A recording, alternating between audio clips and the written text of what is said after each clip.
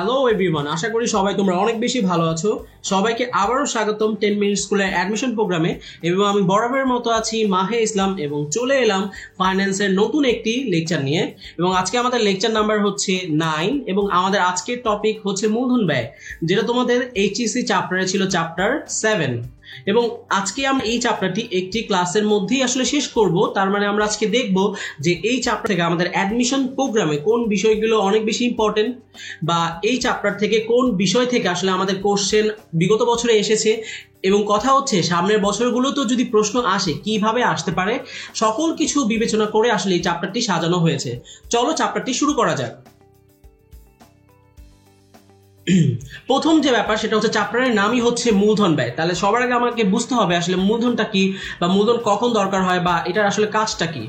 দেখো, যখন আমরা আসলে বিজনেস করব, বিজনেস করার জন্য সবার আগে যেই ব্যাপারটা বা জিনিসটা আমার দরকার হয় সেটা হচ্ছে কি, আমার হচ্ছে একটা ক্যাপিটাল দরকার হয়, একটা মানি দরকার হয়, যাকে আমরা বলি হচ্ছে রিকোয়ার্ড ক্যাপিটাল।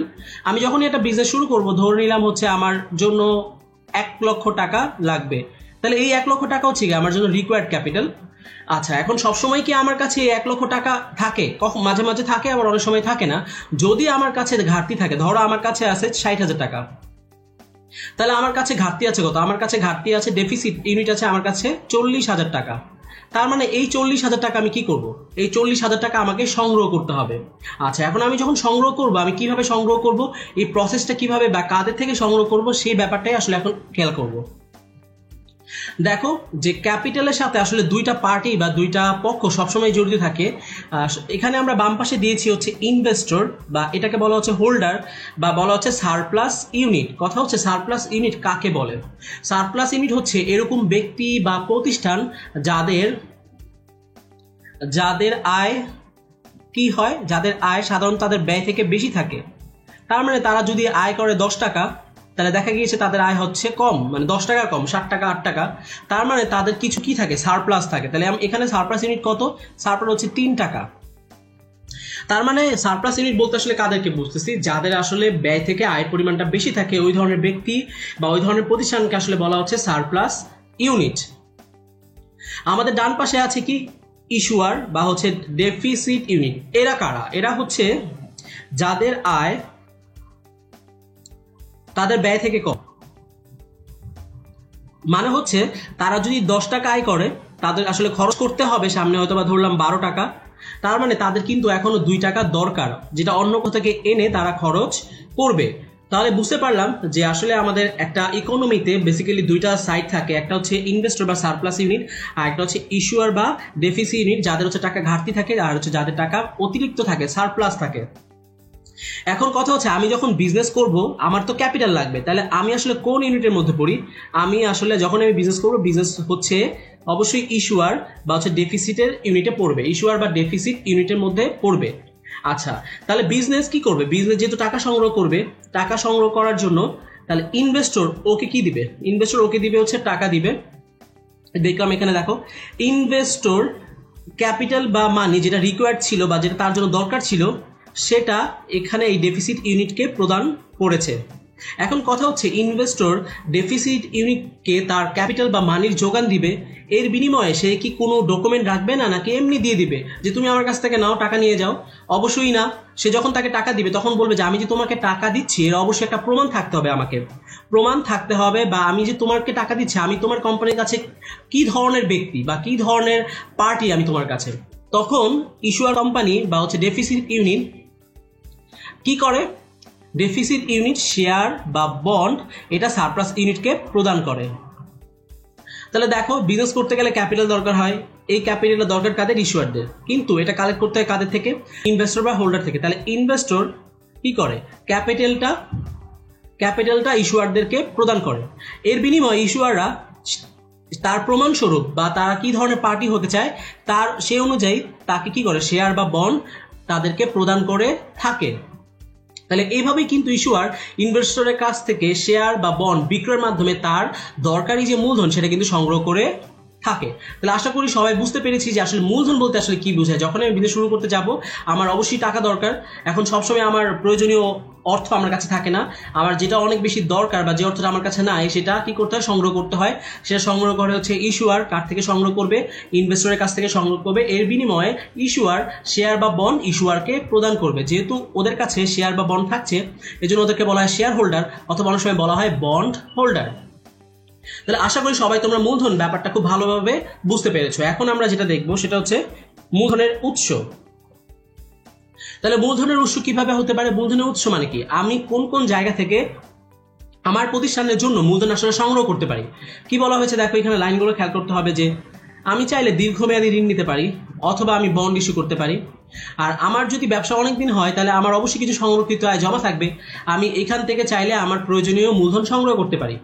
আমি চাইলে সাধারণ শেয়ার ইস্যু করতে পারি, আমি চাইলে অগ্রাধিকার শেয়ার এগুলো কি করতে পারি, ইস্যু করতে পারি। এবং এগুলো অবশ্যই কি দীর্ঘমেয়াদী অর্থায়নের উৎস। তার মানে মূলধন সাধারণত কি হয়, মূলধন সাধারণত দীর্ঘমেয়াদী অর্থায়নের উৎসই হয়ে থাকে। এবার কি বলা হয়েছে যে এরূপ প্রতিটি উৎস থেকে তহবিল সরবরাহকারী প্রতিষ্ঠানের একটি প্রত্যাশিত আয় থাকে। অবশ্যই থাকে। তুমি একটু চিন্তা করে দেখো, তুমি ঋণ নিচ্ছ যার থেকে, সে তোমাকে টাকা দিচ্ছে, কিন্তু সে তোমাকে এমনি এমনি টাকা দিবে না, সে এর বিনিময়ে তোমার কাছ থেকে অবশ্যই কিছু আশা করবে। তাহলে যে তোমাকে ঋণ দিবে সে তোমার কাছ থেকে অবশ্যই সুদ আশা করবে, এই সুদটাই তার জন্য প্রত্যাশিত আয়। যে সাধারণ শেয়ার, তুমি যার কাছে সাধারণ শেয়ার ইস্যু করবে সে তো শুধু শুধু তোমার শেয়ারটা কিনবে না, বরং এই সাধারণ শেয়ার বিনিময়ে সে তার প্রতি বছর সে একটা লভ্যাংশ আশা করবে, এটা তার জন্য প্রত্যাশিত আয়। সেম হচ্ছে অগ্রাধিকার শেয়ারের জন্য, সেও তোমার কাছ থেকে একটা লভ্যাংশ আশা করবে, সেটাই হচ্ছে তার প্রত্যাশিত আয়। এখন কি বলেছে, কারণ ওই প্রতিষ্ঠান তহবিল সরবরাহ থেকে আয় করতে না পারলে তা সরবরাহ করবে না। অবশ্যই তারা যখন তোমাকে টাকা দিবে তার আগে দেখে নিবে তুমি তাদের টাকা পরিশোধ করার মতো, তাদের আয় এটা পরিশোধ করার মতো তোমার ক্ষমতা আছে কিনা। যদি তারা বুঝে যে আসলে না, তোমার এই সুদ বা লভ্যাংশ দেওয়ার কোনো ক্ষমতা নাই, বা তোমরা তোমার ব্যবসা সামনে ভালো করবে না, তাহলে কখনোই তোমাকে তারা তোমার মূলধন সরবরাহ করবে না। তার মানে তারা মূলধন দেওয়ার আগে তোমাকে অনেক বিবেচনা করবে, অনেক যাচাই বাছাই করবে। এবার কি বলা হয়েছে, তহবিল সরবরাহকারীর জন্য যেটি প্রত্যাশিত আয়। তার মানে ওরা যখন টাকা দিবে মানে হচ্ছে কারা, যারা হচ্ছে ইনভেস্টর। ইনভেস্টরের জন্য কি, ইনভেস্টরের জন্য হচ্ছে কি প্রত্যাশিত আয়। আর যেটা প্রতিষ্ঠান, যেটা তহবিল সংগ্রহকারী, এইটা কি বলা হচ্ছে মূলধন খরচ, তার মানে ইস্যুয়ার। দেখো তাহলে আমরা কিন্তু খুব সহজেই জেনে গেলাম মূলধন ব্যয় আসলে কাকে বলে। মূলধন ব্যয় কাকে বলে, যখন ইনভেস্টররা ইস্যুয়ারকে টাকা দিচ্ছে তারা এমনি এমনি টাকা দিবে না, তারা একটা প্রত্যাশিত আয় আশা করবে। তাহলে এটা ইনভেস্টরের পার্সপেক্টিভে সেটা হচ্ছে প্রত্যাশিত আয়। কিন্তু এই আয়টা কে প্রদান করবে, এই আয়টা প্রদান করবে যেটা হচ্ছে তহবিল গ্রহণকারী প্রতিষ্ঠান। তাহলে তার জন্য কিন্তু এটা হয়ে যাবে মূলধন খরচ বা মূলধন ব্যয়, যাকে আমরা বলছি কস্ট অফ ক্যাপিটাল। তাহলে আমরা এখন একটা চার্টের মাধ্যমে দেখব যে আসলে বেসিক্যালি কোন কোন জায়গা থেকে আমাদের মূলধনের সংগ্রহ করা হচ্ছে এবং তাদের সাথে কোন বিষয়গুলো আরো সম্পর্কিত। দেখো ফার্স্টে হচ্ছে ক্যাপিটাল। আমরা জানি ক্যাপিটালে বিভিন্ন উৎস আছে এবং প্রত্যেকটা উৎস প্রতিষ্ঠানের জন্য বা ইস্যুয়ারের জন্য কি একটা ব্যয়। তাহলে ফার্স্ট হচ্ছে বন্ড। তাহলে প্রতিষ্ঠান কি করবে, সবার আগে সে চাইলে বন্ড ইস্যু করতে পারে। বন্ড ইস্যু করলে তোমরা জানো যারা বন্ড হোল্ডার তারা কি চাবে, তারা চাবে সুদ বা ইন্টারেস্ট। তাহলে বন্ড হচ্ছে আমার জন্য উৎস, আর বন্ড হোল্ডারকে কোম্পানি যে সুদ প্রদান করবে সেই সুদ হচ্ছে প্রতিষ্ঠানের জন্য মূলধন ব্যয়। পরবর্তী যে উৎসটা হচ্ছে সেটা হচ্ছে প্রেফার্ড স্টক। তার মানে কোম্পানি এই প্রেফার্ড স্টক বিক্রির মাধ্যমে তার কাছে ক্যাপিটাল সংগ্রহ করতে পারে এবং প্রতি বছর কোম্পানিকে এই প্রেফার্ড স্টক হোল্ডারকে লভ্যাংশ প্রদান করতে হবে। তাহলে এটা হচ্ছে আমার জন্য উৎস, আর এটার জন্য আমাকে যেটা প্রদান করতে হচ্ছে লভ্যাংশ, এটা আমার জন্য মূলধন ব্যয়। এরপর আসছে হচ্ছে অর্ডিনারি স্টক বা সাধারণ শেয়ার। কোম্পানি চাইলে অর্ডিনারি স্টক বা সাধারণ শেয়ারের মাধ্যমেও তার ক্যাপিটাল সংগ্রহ করতে পারে, তবে সাধারণ শেয়ার হোল্ডারকে যদি প্রতিষ্ঠানের লাভ হয় অবশ্যই লভ্যাংশ প্রদান করতে হবে। তাহলে এটাও প্রতিষ্ঠানের জন্য কি, এটাও প্রতিষ্ঠানের জন্য হচ্ছে একটি মূলধন ব্যয়। এছাড়াও অনেক প্রতিষ্ঠানের কিন্তু রিটেন আর্নিংস থাকে। রিটেন আর্নিংস হচ্ছে সংরক্ষিত মুনাফা। সংরক্ষিত মুনাফা কি, প্রতিষ্ঠানের নিট লাভ থেকে একটি অংশ মালিকদের বণ্টন করা হয়, যাকে বলছি আমরা লভ্যাংশ। আরেকটি অংশ কিন্তু ভবিষ্যৎ বিনিয়োগের জন্য রেখে দেওয়া হয়। তাহলে ওই টাকাটা কিন্তু আমি চাইলে আমার কারবারে ইউজ করতে পারবো। এখন কথা হচ্ছে অনেকেই একটা ভ্রান্ত ধারণা যে সংরক্ষিত মুনাফা তো আমারই টাকা, এটার কি কোনো, এটার থেকে যদি আমি নেই এখানে তো কোনো মূলধন খরচ নেই। কথা হচ্ছে অবশ্যই এখানে একটি মূলধন খরচ আছে, তবে এই মূলধন খরচকে বলা হচ্ছে সুযোগ ব্যয়। একটু চিন্তা করো, ধরো হচ্ছে তোমার রিটার্ন আর্নিংস আছে 20,000 টাকা। এই 20,000 টাকা তুমি কোথায় নিয়ে আসতেছো? তোমার কারবারে নিয়ে আসতেছো। কিন্তু এই টাকা তো তুমি কারবারে না এনে যদি অন্য কোথাও ইনভেস্ট করতে, যদি ধরো তুমি অন্য কোথাও ইনভেস্ট করে 10% আয় পেতে, তাহলে তোমার সংরক্ষিত আয় ছিল টাকা 20,000 টাকা, এটা তুমি কি করতেছো? এটা তুমি কারবারে নিয়ে আসতেছো। কিন্তু চাইলে তুমি এই টাকাটা কারবারে না এনে এটা অন্য কোথাও ইনভেস্ট করলে তোমার একটা আয় হতো। যেহেতু কারবারে নিয়ে আসছো, এই জন্য কারবারে আনার কারণে, তোমার মূলধন হিসাবে আনার কারণে তুমি যে অন্য কোথাও বিনিয়োগ করে যে লাভটা পেতে সেটা কিন্তু তুমি হারাচ্ছ। এই জন্যই বলা হচ্ছে এইটা কি বলা হচ্ছে আসলে সুযোগ ব্যয়। তার মানে বুঝতে পেলাম যে এখানে একটা কোম্পানির পার্সপেক্টিভে আসলে এখানে প্রধানত 4টি উৎস থাকে। একটা হচ্ছে বন্ড, যার হচ্ছে মূলধন ব্যয় হচ্ছে সুদ, প্রেফার্ড স্টক, যার মূলধন ব্যয় হচ্ছে লভ্যাংশ, অর্ডিনারি স্টক, যার মূলধন ব্যয় হচ্ছে লভ্যাংশ, এবং হচ্ছে রিটেন আর্নিংস, যার অবশ্যই কি মূলধন ব্যয় আছে এবং এটাকে আমরা বলছি অপরচুনিটি কস্ট বা সুযোগ ব্যয়। তাহলে এগুলো কিন্তু মাথায় রাখতে হবে যে আমার ক্যাপিটাল বেসিক্যালি 4টা উৎস থেকে নেয় এবং 4টা উৎসের প্রতিটি উৎসের সাথে কিন্তু অবশ্যই মূলধন ব্যয় সম্পর্কিত। আচ্ছা, এখন আমরা এই 4টা উৎসের মধ্যে আমরা দেখবো যে আসলে এই 4টা উৎসকে আরো ব্রড সেকশনে কিভাবে ভাগ করা যেতে পারে। আচ্ছা, সেটা দেখার আগে দেখো এখানে আমার কাছে যখন ক্যাপিটাল চলে আসবে, আমি তো যখন আমার কাছে এই উৎস থেকে আমি যখন ক্যাপিটাল সংগ্রহ করব, আমি তো এই ক্যাপিটাল নিয়ে বসে থাকবো না। আমি কি করবো? এই ক্যাপিটালটা ইনভেস্ট করব। ইনভেস্ট করে আমার জন্য কি হবে? এখানে আমি ইনভেস্ট করে কি জেনারেট করব? মুনাফা জেনারেট করব। এখন এখানে মুনাফাটা আসলে কত হবে বলো তো? আমি যদি বলি যে আমার এই ক্যাপিটালটা এখানে প্রত্যেকটা উৎস থেকে আমি এখানে ক্যাপিটাল সংগ্রহ করলাম। এখন ক্যাপিটাল সংগ্রহ করার জন্য আমার যে টাকা আসছে সেটা তো আমি ইনভেস্ট করে আমি কি পাবো? মুনাফা পাবো। এখন এখানে সর্বনিম্ন মুনাফার হার কত হবে? সর্বনিম্ন মুনাফার হচ্ছে এই 4টা উৎসের আমি যখন কম্বাইন করব তখন আমি কি পাবো? তখন আমি মূলধন ব্যয় পাবো। আমি 4টা উৎসকে যখন কম্বাইন করে আমি তো একটা ফাইনালি একটা মূলধন ব্যয় পাবো বা হচ্ছে weighted average cost of capital পাবো। এই ওয়েটেড এভারেজ কস্ট অফ ক্যাপিটালে হবে আমার জন্য সর্বনিম্ন মুনাফার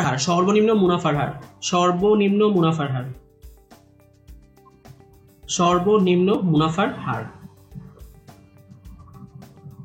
সো দেখো, এটাও কিন্তু একটা অনেক বিগ একটা কোশ্চেন যে আসলে একটা প্রতিষ্ঠান যখন ইনভেস্ট করার জন্য তার সর্বনিম্ন মুনাফার হার সে কত ধরবে? কথা হচ্ছে সর্বনিম্ন মুনাফার হার ধরবে তার হচ্ছে মূলধন ব্যয়। কেন?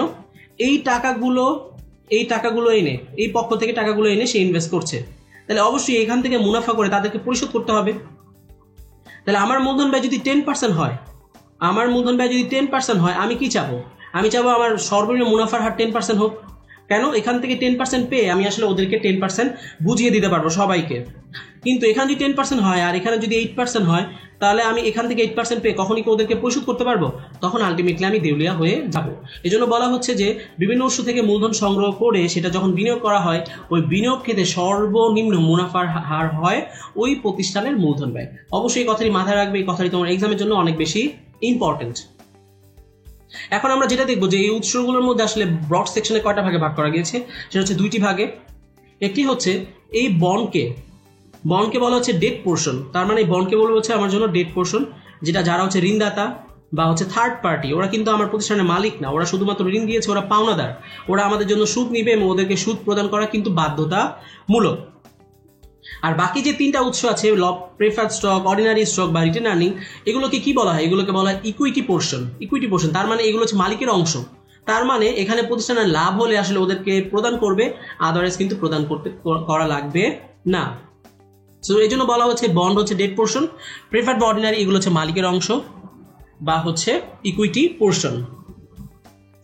এখন একটু যদি ভালো করে খেয়াল করে দেখো, আমার এখানে প্রতিষ্ঠানটাকে আমি ধরলাম আমার একটা প্রতিষ্ঠান হচ্ছে এবিসি লিমিটেড।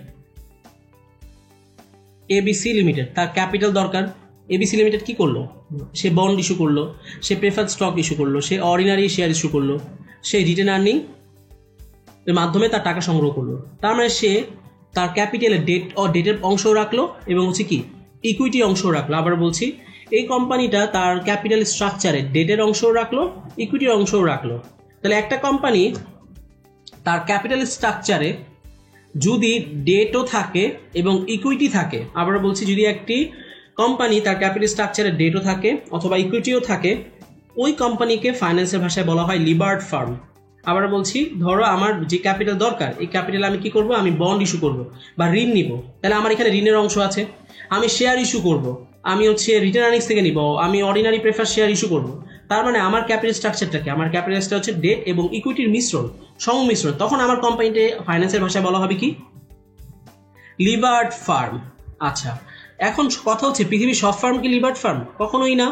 কিছু কিছু প্রতিষ্ঠান আছে যাদের ক্যাপিটাল স্ট্রাকচার শুধু কি হয়, অনলি ইকুইটি, তার মানে তারা কোনো ডেট ইস্যু করে না।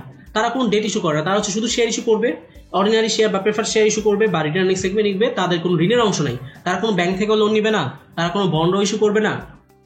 তাহলে তাদের ক্যাপিটাল স্ট্রাকচারটা দেখতে কেমন? 100% ইকুইটি। 100% ইকুইটি যাকে বলা হচ্ছে আনলিবার্ড ফার্ম।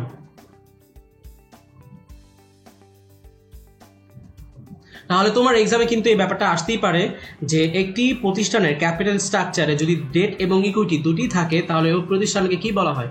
ওইটা ফাইন্যান্সের ভাষায় বলা হচ্ছে লিবার্ট ফার্ম। তার মানে এখানে ডেটের অংশও আছে, এখানে আসলে ইকুইটির অংশও আছে।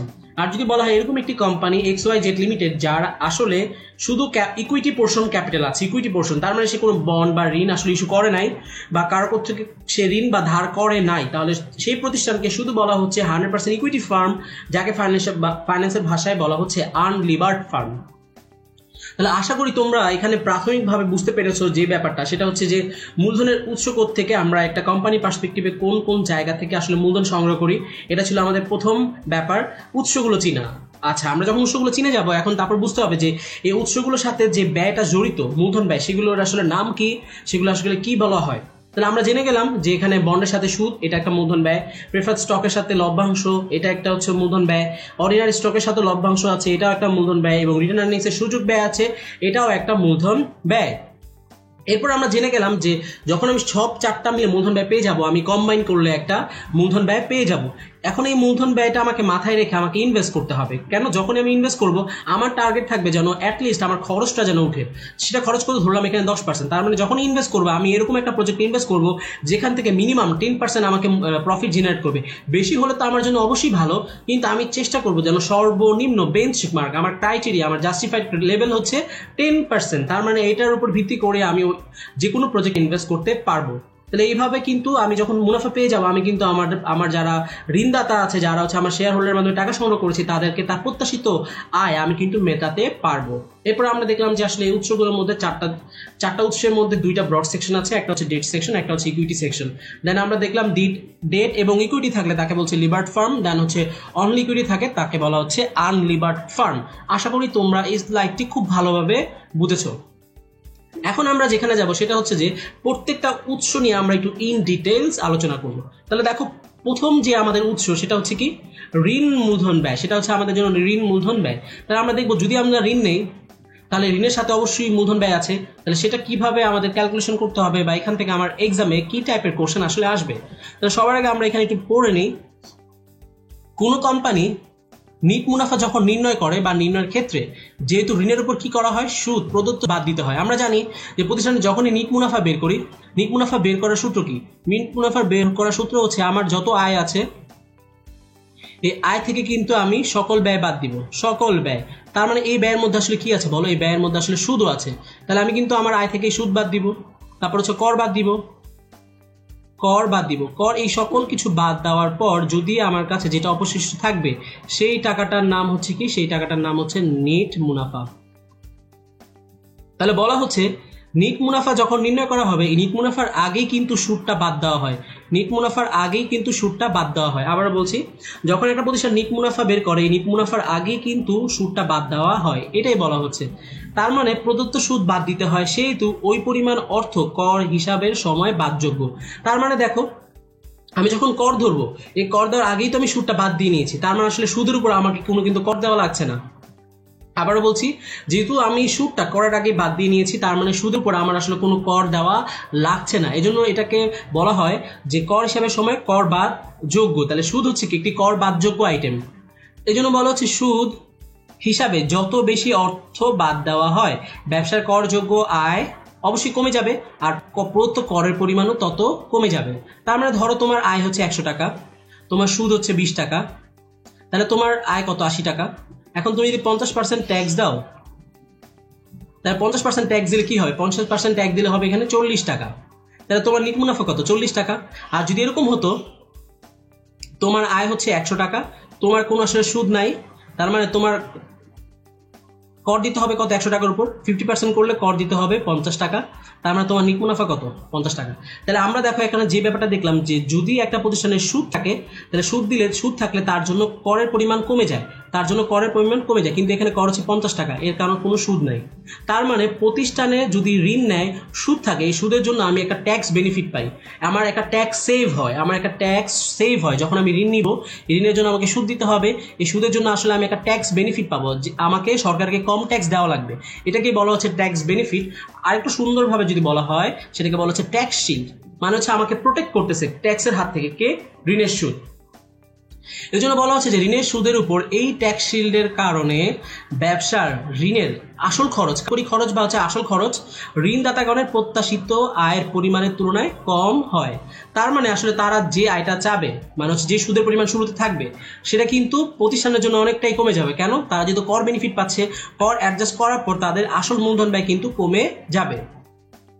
এই জন্য কি বলা হচ্ছে, সুতরাং ব্যবসায় কর পরবর্তী ঋণের খরচ বের করার জন্য অলওয়েজ আমাকে কর পরবর্তী সুদের হারকে ট্যাক্স হার দিয়ে সমন্বয় করতে হবে, যাকে আমরা বলছি ট্যাক্স অ্যাডজাস্টমেন্ট বা হচ্ছে ট্যাক্স শিল্ড। অ্যাডজাস্টমেন্ট করার পর আসলে দেখতে পারবো যে ঋণের অ্যাকচুয়াল ব্যয় আমাকে আসলে কোন হারে আসলে পরিশোধ করতে হবে। তাহলে আমরা এখানে সূত্রটা আগে দেখে নিই। সূত্রটা হচ্ছে কি, যে ঋণের মূলধন ব্যয় আমরা কিভাবে বের করবো। সূত্র হচ্ছে ঋণের কর পরবর্তী ঋণ মূলধন খরচ, যাকে আমরা প্রকাশ করছি হচ্ছে কেডি দিয়ে, কস্ট অফ ডেট। তাহলে বলা হয়েছে কি, ফার্স্ট হচ্ছে একটা সুদের হার থাকবে যাকে বলা হচ্ছে কর পূর্ব ঋণ মূলধন ব্যয়, মানে এটার সাথে কর অ্যাডজাস্ট করা হয় নাই। এবং বলা হয়েছে কি 1 মাইনাস কর হার টিসি মানে হচ্ছে কর্পোরেট ট্যাক্স কাকে বলে, প্রতিষ্ঠান তার নিট মুনাফার উপর সরকারকে যে কর প্রদান করে থাকে তাকে বলা হয় কর্পোরেট ট্যাক্স। তাহলে এখানে অবশ্যই একটা প্রতিষ্ঠানের কর্পোরেট ট্যাক্স রেট থাকবে, ওই রেট দিয়ে আমি এই খরচের সাথে অ্যাডজাস্টমেন্ট করব। তাহলে এখন একটা সুন্দর একটা এক্সাম্পলের মাধ্যমে আমরা ঋণের মূলধন খরচ বের করব এবং অবশ্যই আমরা যার সাথে কর অ্যাডজাস্টমেন্ট করে নেব। ফার্স্টে দেখো কি বলা হয়েছে, সোনালী ব্যাংক এবিসি কোম্পানিকে 5 লক্ষ টাকা 12% হারে ঋণ দিতে সম্মত হয়। ওকে ফাইন, 12% হারে ঋণ দিতে সম্মত হয়। এই ক্ষেত্রে এবিসি কোম্পানির ঋণ মূলধন ব্যয় হচ্ছে কত, 12%। একদম নর্মাল সেন্সে যে আমার এখানে 12% আমাকে ঋণ দিতে সম্মত হয়েছে, তাহলে শুরুতেই আমি ধরে নিব যে আমার ঋণ মূলধন ব্যয় কত, 12%। কিন্তু পরে গিয়ে দেখতে পেলাম যে আমার জন্য 30% কি আছে, 30% কর হার বা কর্পোরেট ট্যাক্স রয়েছে। তাহলে আলটিমেটলি কিন্তু আমাকে 12% দেওয়া লাগবে না, কারণ এই ট্যাক্স সুবিধার কারণে আমার ঋণ মূলধন ব্যয় কিন্তু অবশ্যই কমে যাবে। তাহলে দেখো আমরা যদি এখানে আসল কর পরবর্তী ঋণের মূলধন খরচ বের করি তাহলে সেটা কি দাঁড়াবে, যে কেডি ইকুয়াল টু এটা কি, এটা হচ্ছে কে আই। তাহলে কে আই কত, কে হচ্ছে 12%, যেটা হচ্ছে কর পূর্ববর্তী, দেন হচ্ছে ইনটু, তারপর হচ্ছে 1 মাইনাস কত, টিসি মানে হচ্ছে কর্পোরেট ট্যাক্স রেট। তাহলে এখানে কর্পোরেট ট্যাক্স রেট কত দেওয়া হচ্ছে, 30%। তাহলে 12 ইন্টু 1 মাইনাস 0.30, এভাবে 0.30 দেখাবো। এরপর আমরা ফাইনালি পাবো 12% ইন্টু হচ্ছে 0.7।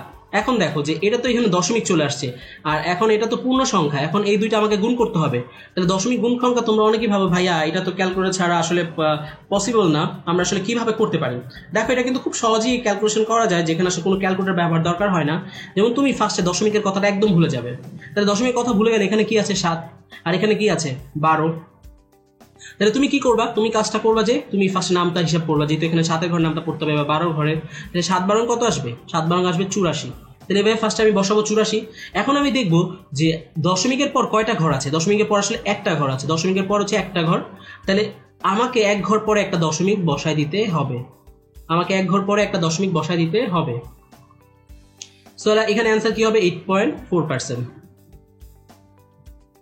তাহলে আমাকে এক ঘর পর দশমিক বসায় দিতে হবে।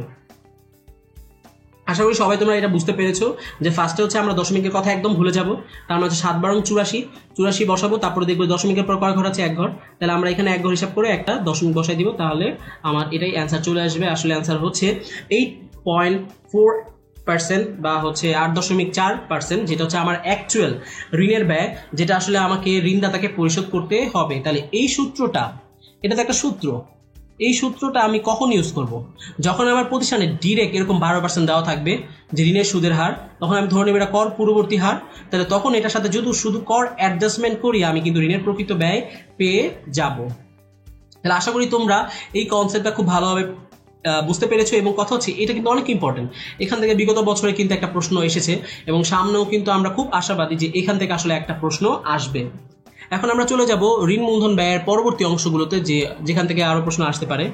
তাহলে ফার্স্টে আমরা দেখবো যে যদি অপরিশোধ্য ঋণপত্রের ব্যয় আমাকে বের করতে বলে, তখন আমাদের সূত্র হবে একটা, কি দেখো, যে অপরিশোধিত বললে হচ্ছে কর পরবর্তী ঋণ মূলধন ব্যয়। তাহলে এখানে কি হবে ফার্স্টে, যেটা তো আমরা জানি যে অপরিশোধ্য যার আসলে কোনো মেয়াদ নাই, তাহলে হচ্ছে আই বাই এনএসপি, আমরা এভাবে ইজিলি বের করে ফেলতে পারবো। দেন হচ্ছে মনে রাখবা এই পার্টটা কেন আসছে, এই পার্টটা আসছে আমরা বের করতেছি ঋণপত্রের ব্যয়। তাহলে আমরা জানি ঋণপত্রের সাথে কি আছে, ঋণপত্রের সাথে হচ্ছে ট্যাক্স বেনিফিট আছে। তার মানে অবশ্যই আমাকে যখনই আমি ঋণের ব্যয় বের করবো আমাকে অবশ্যই ট্যাক্স অ্যাডজাস্টমেন্ট করে নিতে হবে, ট্যাক্স বেনিফিটটা আমাকে ক্যালকুলেট করে নিতে হবে। তাহলে এই পার্টটা হচ্ছে ট্যাক্স বেনিফিট, আর এটা হচ্ছে নর্মাল সূত্র।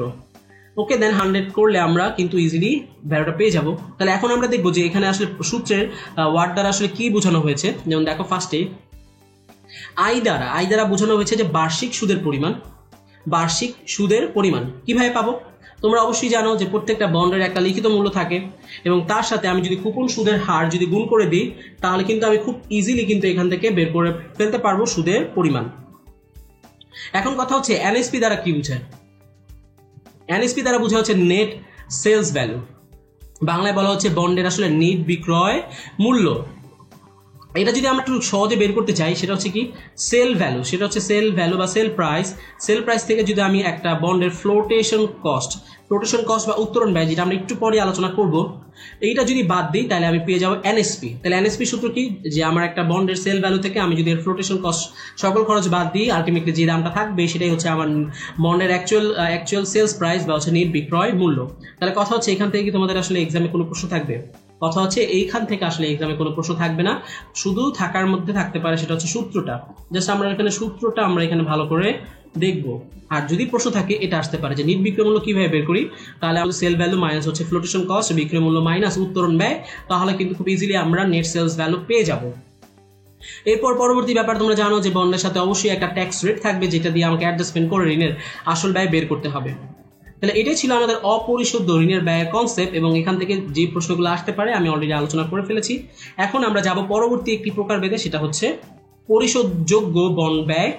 তাহলে এটা সূত্রটাকে দেখে নিই, যে পরিশোধযোগ্য যদি হয় তাহলে এটা দেখতে কেমন হবে, কর পরবর্তী ঋণের ব্যয় কেডি, তাহলে হচ্ছে আই 1 মাইনাস সি, তারপর হচ্ছে এখানে M minus NSP divide by M into NSP divide by 2 into 100। এই সূত্রটা কিন্তু তোমাদের কাছে একটু পরিচিত, একটু চিন্তা করে দেখো তো এই সূত্রটা কোথায় আসলে পড়েছো তোমরা। এই সূত্রটা আসলে তোমরা পড়েছো যখন আমাদের আগের লেকচারে ছিল হচ্ছে বন্ড হতে প্রাপ্তি। একটু মনে করে দেখো তো বন্ড হতে প্রাপ্তির মধ্যে ছিল কিনা ওয়াইটিএম। এটা কিন্তু বেসিক্যালি ওয়াইটিএম এর সূত্রটাই এখানে বসানো হয়েছে। কেন ওয়াইটিএম হচ্ছে বন্ড হতে আয় কাদের জন্য, যারা বন্ডে বিনিয়োগ করবে, বিনিয়োগকারীর জন্য। তাহলে ওদের জন্য যেটা আয় আলটিমেটলি প্রতিষ্ঠানের জন্য কি সেটাই ব্যয় হবে না। আবার বলছি, এটা হচ্ছে একদম ওয়াইটিএম এর সূত্রটা। ওয়াইটিএম মানে হচ্ছে বন্ড হতে প্রাপ্তি, যেটা যাদের পার্সপেক্টিভ হচ্ছে বন্ডে বিনিয়োগকারী, কিন্তু আমরা তো এখানে বিনিয়োগকারী না, আমরা হচ্ছে এখানে ইস্যুয়ার, বন্ড ইস্যুয়ার। এই চ্যাপ্টারটাই আসলে কোম্পানি পার্সপেক্টিভ বা ইস্যুয়ার পার্সপেক্টিভে দেখানো হয়েছে। তাহলে ওদের জন্য সেম ব্যাপারটাই কি বলবো, আমরা বন্ডের ব্যয় বলবো। তাহলে বন্ডের বিনিয়োগকারী এটাকে বলবে বন্ড হতে আয় বা ওয়াইটিএম, আর এটাকে আমরা বলবো বন্ডের ব্যয় বা হচ্ছে কস্ট অফ ডেট। তবে একটু এখানে কি কাজ করতে হবে, বন্ডের আয়তে কোনো ট্যাক্স বেনিফিট নাই, কিন্তু বন্ডের ব্যয়ের সাথে একটা ট্যাক্স বেনিফিট আছে, এই জন্য জাস্ট এই সূত্রটা আমরা অ্যাড করে দিছি। তোমরা যদি এখন মিলিয়ে দেখো দেখবে যে একদম আগের সূত্রের মতোই এটা দেখতে। তাহলে আমরা একটু বিষয়গুলো দেখি যেটার সাথে কি কি জড়িত। ফার্স্টেই বার্ষিক সুদের পরিমাণ, তোমরা অলরেডি জানো যে লিখিত মূল্যের সাথে কুপন সুদের হার যদি গুণ করি ইজিলি পেয়ে যাবো আমরা হচ্ছে সুদের পরিমাণ। এরপর হচ্ছে বন্ডের লিখিত মূল্য দেওয়া থাকবে এম, পরিশোধ মূল্য যদি না ধরে নিই তাহলে আমরা ফেস ভ্যালু কি ধরে নিব। তারপর হচ্ছে এনএসপি থাকবে, বন্ডের নিট বিক্রয় মূল্য, ট্যাক্স রেট থাকবে, এবং একটা বন্ডের স্পেসিফিক মেয়াদ থাকবে। কেন আমরা বলেই নিয়েছি এটা পরিশোধযোগ্য, তার মানে একটা সময়ের মধ্যে এটা পরিশোধ করা হবে, এই জন্য এটাকে বলা হচ্ছে পরিশোধযোগ্য, বা যার একটা সময় স্পেসিফিক মেয়াদ বা টাইম পিরিয়ড থাকবে। তাহলে এই ছিল আমাদের আসলে ঋণ সংক্রান্ত আলোচনা, যেখান থেকে আমার অ্যাডমিশন টেস্টে যে টাইপের প্রশ্ন আসতে পারে সেগুলো কিন্তু আমরা প্রত্যেকটা বিষয় এখানে ধরে ধরে দেখানোর চেষ্টা করেছি। তোমরা কিন্তু ব্যাপারগুলো ভালোভাবে শুনে বাসায় কিন্তু একটু প্র্যাকটিস করে নেবে। এখন আমরা চলে যাব অন্য আরেকটি উৎসে, এবং আমাদের পরবর্তী উৎস হচ্ছে অগ্রাধিকার শেয়ারের মূলধন ব্যয়। তাহলে আমরা একটু জেনে নিই এটার সাথে সম্পর্কিত বিষয়গুলো কি। দেখো এখানে ফার্স্টে বলা হচ্ছে অগ্রাধিকার শেয়ারের খরচ বের করার জন্য কোনো প্রকার কর সমন্বয়ের দরকার হয় না। এটা একদম মেইন কথা। কেন অগ্রাধিকার শেয়ার হোল্ডাররা পায় কি লভ্যাংশ। লভ্যাংশ কি নিট মুনাফার আগে দেওয়া হয় নাকি নিট মুনাফার পরে দেওয়া হয়? লভ্যাংশ অবশ্যই নিট মুনাফার পরে দেওয়া হয়, তার মানে এটার সাথে আসলে ট্যাক্সের কোনো রিলেশন নাই। তার মানে এটার উপর এখান থেকে ট্যাক্স আসলে বাদ যাচ্ছে না, যেহেতু ট্যাক্সের সাথে কোনো কাজ নাই এই জন্য এখানে ট্যাক্সের কোনো দরকার হয় না। তারপর কি বলা হয়েছে, অগ্রাধিকার শেয়ার হোল্ডারগণ সাধারণ শেয়ার হোল্ডারগণের তুলনায় কিছু অতিরিক্ত সুবিধা ভোগ করে থাকে।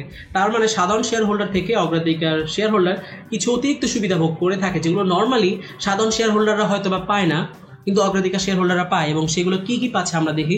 ফার্স্টে যে ব্যাপারটা দেখছি সেটা হচ্ছে তারা নির্দিষ্ট হারে লভ্যাংশ পেয়ে থাকে। তার মানে ডিভিডেন্ড রেট অগ্রাধিকার শেয়ার হোল্ডারের জন্য সাধারণত ফিক্স করা থাকে, যেমন শুরু থেকেই বলা থাকবে তোমাকে আমি 10% ডিভিডেন্ড দিব। তার মানে যদি মুনাফা যাই হোক না কেন তাদেরকে কিন্তু 10% ডিভিডেন্ড দিতেই হবে। তারপর কি বলা হচ্ছে, যা শতকরা হার বা টাকায় অঙ্কে উল্লেখ করা থাকে। তার মানে শতকরা হার যদি বলতে পারে আমাকে 10% ডিভিডেন্ড দিতে হবে, কেউ বলতে পারে আমাকে এই বছর 5,000 টাকা ডিভিডেন্ড দিতে হবে। তার মানে এই ব্যাপারগুলো হচ্ছে কিন্তু ফিক্সড, স্থির, যেটা আগেই নির্ধারণ করা থাকে। এবার কি বলা হয়েছে, যদিও বার্ষিক অগ্রাধিকার লভ্যাংশের পরিমাণ নির্দিষ্ট থাকে, তবুও কি বলা হচ্ছে, এটি নিয়মিত পরিশোধ করতে প্রতিষ্ঠান আইনগত বাধ্যতামূলক নয়। তার মানে যদিও এটা ফিক্স করা থাকবে, কিন্তু কোম্পানি কখনোই এটা পরিশোধ করতে বাধ্যতামূলক নয়। কেন? একদম শুরুতেই বলা হয়েছিল যে সে আসলে কি পায়, লভ্যাংশ পায়। কোত্থেকে পায়? নিট মুনাফা থেকে। তার মানে সে তো এক ধরনের মালিক। তার মানে মালিকদেরকে পরিশোধ করা তো বাধ্যতামূলক না, শুধুমাত্র বন্ড হোল্ডারদেরকে পরিশোধ করা বাধ্যতামূলক। এর মানে হচ্ছে কোম্পানি নিট মুনাফা যদি অন্য কোথাও বিনিয়োগ করে যদি বেশি লাভ নিতে পারে, তাহলে তো অগ্রাধিকার শেয়ার হোল্ডারকে লভ্যাংশ দিবে না, বরং তাদেরকে বুঝাবে, দেখো আমি এই টাকা যদি অন্য কোথাও বিনিয়োগ করি তাহলে আমি কিন্তু আরো বেশি মুনাফা অর্জন করে তোমাদেরকে এনে দিতে পারবো। তখন অগ্রাধিকার শেয়ার হোল্ডারকে লভ্যাংশ প্রদান করা হয় না। তাহলে আমাদের এখানে এক্সামের পার্সপেক্টিভে দুইটা জিনিস মাথায় রাখতে হবে, সেটা হচ্ছে অগ্রাধিকার শেয়ার হোল্ডার লভ্যাংশ পেয়ে থাকে এবং এর হারটা স্থির থাকে। এটা হচ্ছে প্রথম বিষয়। দ্বিতীয়, যদিও এটা স্থির থাকে কিন্তু এটা পরিশোধ করা কোনো প্রতিষ্ঠান বাধ্যতামূলক নয়। এরপর পরের লাইনটা খেয়াল করি, অগ্রাধিকার লভ্যাংশ প্রদান করতে ব্যর্থ যদি হয় ফার্মকে দেউলিয়া ঘোষণা করা হয় না। অবশ্যই করা হবে না, কারণ এটা তো বাধ্যতামূলক না, শুধুমাত্র সুদ প্রদান করা বাধ্যতামূলক। সুদ যদি আমি পরিশোধ না করি তাহলে আমি দেউলিয়া হয়ে যাব, ব্যাংক্রাফট হয়ে যাব। তাহলে এটা ছিল আমাদের অগ্রাধিকার শেয়ার মূলধন ব্যয়ের থিওরিটিক্যাল আলোচনা। এখন আমরা চলে যাব ম্যাথমেটিক্যাল টার্মে, এবং এখান থেকে কি টাইপের কোশ্চেন আসতে পারে আমরা সেটাই দেখব। তাহলে ফার্স্টে যেটা আসছে সেটা হচ্ছে অপরিশোধযোগ্য অগ্রাধিকার শেয়ারের ব্যয়। তার মানে এখানে আসলে অগ্রাধিকার শেয়ারের কোনো স্পেসিফিক সময় বলা থাকবে না। তাহলে সূত্রটা কি দেখো, এখানে সূত্রটাকে বলা হচ্ছে কেপি। কেপি মানে হচ্ছে কস্ট অফ প্রেফার্ড স্টক, যেটা হচ্ছে অগ্রাধিকার শেয়ারের মূলধন ব্যয়। তাহলে সূত্র কি? DP by NSP. ডিপি মানে কি? অগ্রাধিকার শেয়ারের প্রত্যাশিত লভ্যাংশ, যেটা এখানে দেখা দেওয়া আছে অলরেডি, যে অগ্রাধিকার শেয়ারের প্রত্যাশিত লভ্যাংশ। প্রত্যাশিত মানে কি? যদি আমি যদি আজকের বছরে থাকি তাহলে এটা হবে আগামী বছর। এই আগামী বছর কি বলা হয়? প্রত্যাশিত। তাহলে আমি আজকের বছর থেকে আসলে আশা করছি যে পরের বছর আমি কি পরিমাণ লভ্যাংশ পাবো, এটা কি বলা হচ্ছে? প্রত্যাশিত বা এক্সপেক্টেড ডিভিডেন্ড। তাহলে আমি সেটা এক্সপেক্টেড ডিভিডেন্ড এখানে উপরে বসাবো। তারপরে আমরা জানি অগ্রাধিকার শেয়ারের একটা এনএসপি থাকবে। এনএসপি কিভাবে পাবো? নিট বিক্রয় মূল্য মাইনাস হচ্ছে ইস্যু খরচ। ইস্যু খরচ এখানে কি বলা হচ্ছে? ফ্লোটেশন কস্ট বা হচ্ছে উত্তরণ ব্যয়। এটা কি বলা হয়? ইস্যু খরচ। এটা বাদ দেওয়ার পর আমি এনএসপি পাবো, তারপরে ক্যালকুলেটরে প্রেস করলে আমি ভ্যালু পেয়ে যাবো। কিন্তু তোমাদের এখানে কোনো ডিরেক্ট ম্যাথ থাকছে না। শুধু ইম্পর্টেন্ট কি? ইম্পর্টেন্ট হচ্ছে এই উপরের কথাগুলো, দেন হচ্ছে সূত্রগুলো, আর হচ্ছে এখানে এনএসপি কিভাবে বের করে, আর ডিপি মানে কি, জাস্ট এগুলো মাথায় রাখতে হবে। এগুলো তোমাদের সামনে তোমরা হয়তো এক্সামে দেখতে পাবে, কিন্তু এই সূত্র দিয়ে তোমাকে ক্যালকুলেটর ইউজ করে ম্যাথ আসলে নর্মালি এক্সামে আসবে না। তারপরেও আমরা দেখো, যেহেতু ম্যাথ আসবে না, যদি এসে যায় তারপর আমরা কিভাবে করবো আমরা একটু দেখি। যে একটা ইলাস্ট্রেশনের মাধ্যমে এখানে ম্যাথ দেখানো ট্রাই করা হয়েছে, যে একটি কোম্পানি 1,000 টাকা লিখিত মূল্যে 10% অগ্রাধিকার শেয়ার বাজারে বিক্রির চিন্তা করছে। ওকে, তার মানে 1,000 টাকা হচ্ছে লিখিত মূল্য, 10% হচ্ছে অগ্রাধিকার শেয়ারের লভ্যাংশ। প্রতিটি শেয়ারের বিক্রয় মূল্য হচ্ছে 810 টাকা এবং ইস্যু খরচ কি 10 টাকা। তাহলে এখানে উক্ত শেয়ারের ব্যয় নির্ণয় করো। তাহলে কেপি সূত্র কি বলো? কেপি সূত্র হচ্ছে ডিপি ডিবাই হচ্ছে এনএসপি ইন্টু হচ্ছে কত? ইন্টু হচ্ছে 100। আচ্ছা, এনএসপি কিভাবে পাবো? এনএসপি পাবো হচ্ছে সেল প্রাইস মাইনাস হচ্ছে ফ্লোটেশন বা ইস্যু খরচ বা উত্তরণ ব্যয়। তাহলে আমার ডিপি কিভাবে পাবো? দেখো, ডিপি পাবো হচ্ছে লিখিত মূল্য 1 লক্ষ টাকা। তাহলে ডিপি সমান আমার ফেস ভ্যালু হচ্ছে কত? ফেস ভ্যালু হচ্ছে 1000। আমার ডিভিডেন্ড রেট কত হচ্ছে? 10%। তাহলে 10% করলে আমি পেয়ে যাবো ডিপি হচ্ছে 100 টাকা, যেটা হচ্ছে এক্সপেক্টেড পরবর্তী বছরের জন্য। তাহলে এটা আমি উপরে বসাই দিব। এরপর বলছি কি দেখো, এরপর বলছে হচ্ছে বিক্রয় মূল্য কত? 810 টাকা। তাহলে সেল প্রাইস হচ্ছে 810 টাকা। ফ্লোটেশন কস্ট কত আছে? 10 টাকা। তাহলে ফ্লোটেশন কস্ট 10 টাকা বাদ দিলে আমার এনএসপি আসবে কত? 800 টাকা। তাহলে এখানে 800 টাকা বসাই দিলাম। এখন তুমি আমাকে বলো, এই ভাগটা কি তুমি নিজে করতে পারছো? এটা কিন্তু একদম নিজের হাতে খালি হাতে কিন্তু করা যায়, কারণ 100/100 দেখো, এই শূন্য এই শূন্য এই শূন্য এই শূন্য যদি কাটা যায় তাহলে আলটিমেটলি ফাইনালি কি থাকে? ফাইনাল থাকে হচ্ছে 1/8। তোমার এক্সামে কিন্তু যদি হাতে ম্যাথ করতে হয় তোমাকে কিন্তু স্যার একদম এই টাইপের ম্যাথ দিবে, একদম এরকম ম্যাথ দিবে না যেটা তুমি আসলে হাতে করতে পারবে না। তার মানে ভ্যালুগুলো কিন্তু এরকম কাছাকাছি থাকবে, যে 100/100 হচ্ছে 800, 100/800, যেন তুমি হাতেই খুব সহজে করতে পারো। তাহলে এখন কথা হচ্ছে 1/8, এই 1/8 মানে কত? 1/8 তুমি কিন্তু খুব সহজেই ক্যালকুলেশন করে পেতে পারো। যেমন যদি আমরা দেখো এখানে দেখি, দেখো এখানে দেখো ফার্স্টে এখানে 8 হচ্ছে 1 এর ভিতরে যায় না, আমরা একটা এখানে কি দিব, এখানে একটা দশমিক দিব, তারপর হচ্ছে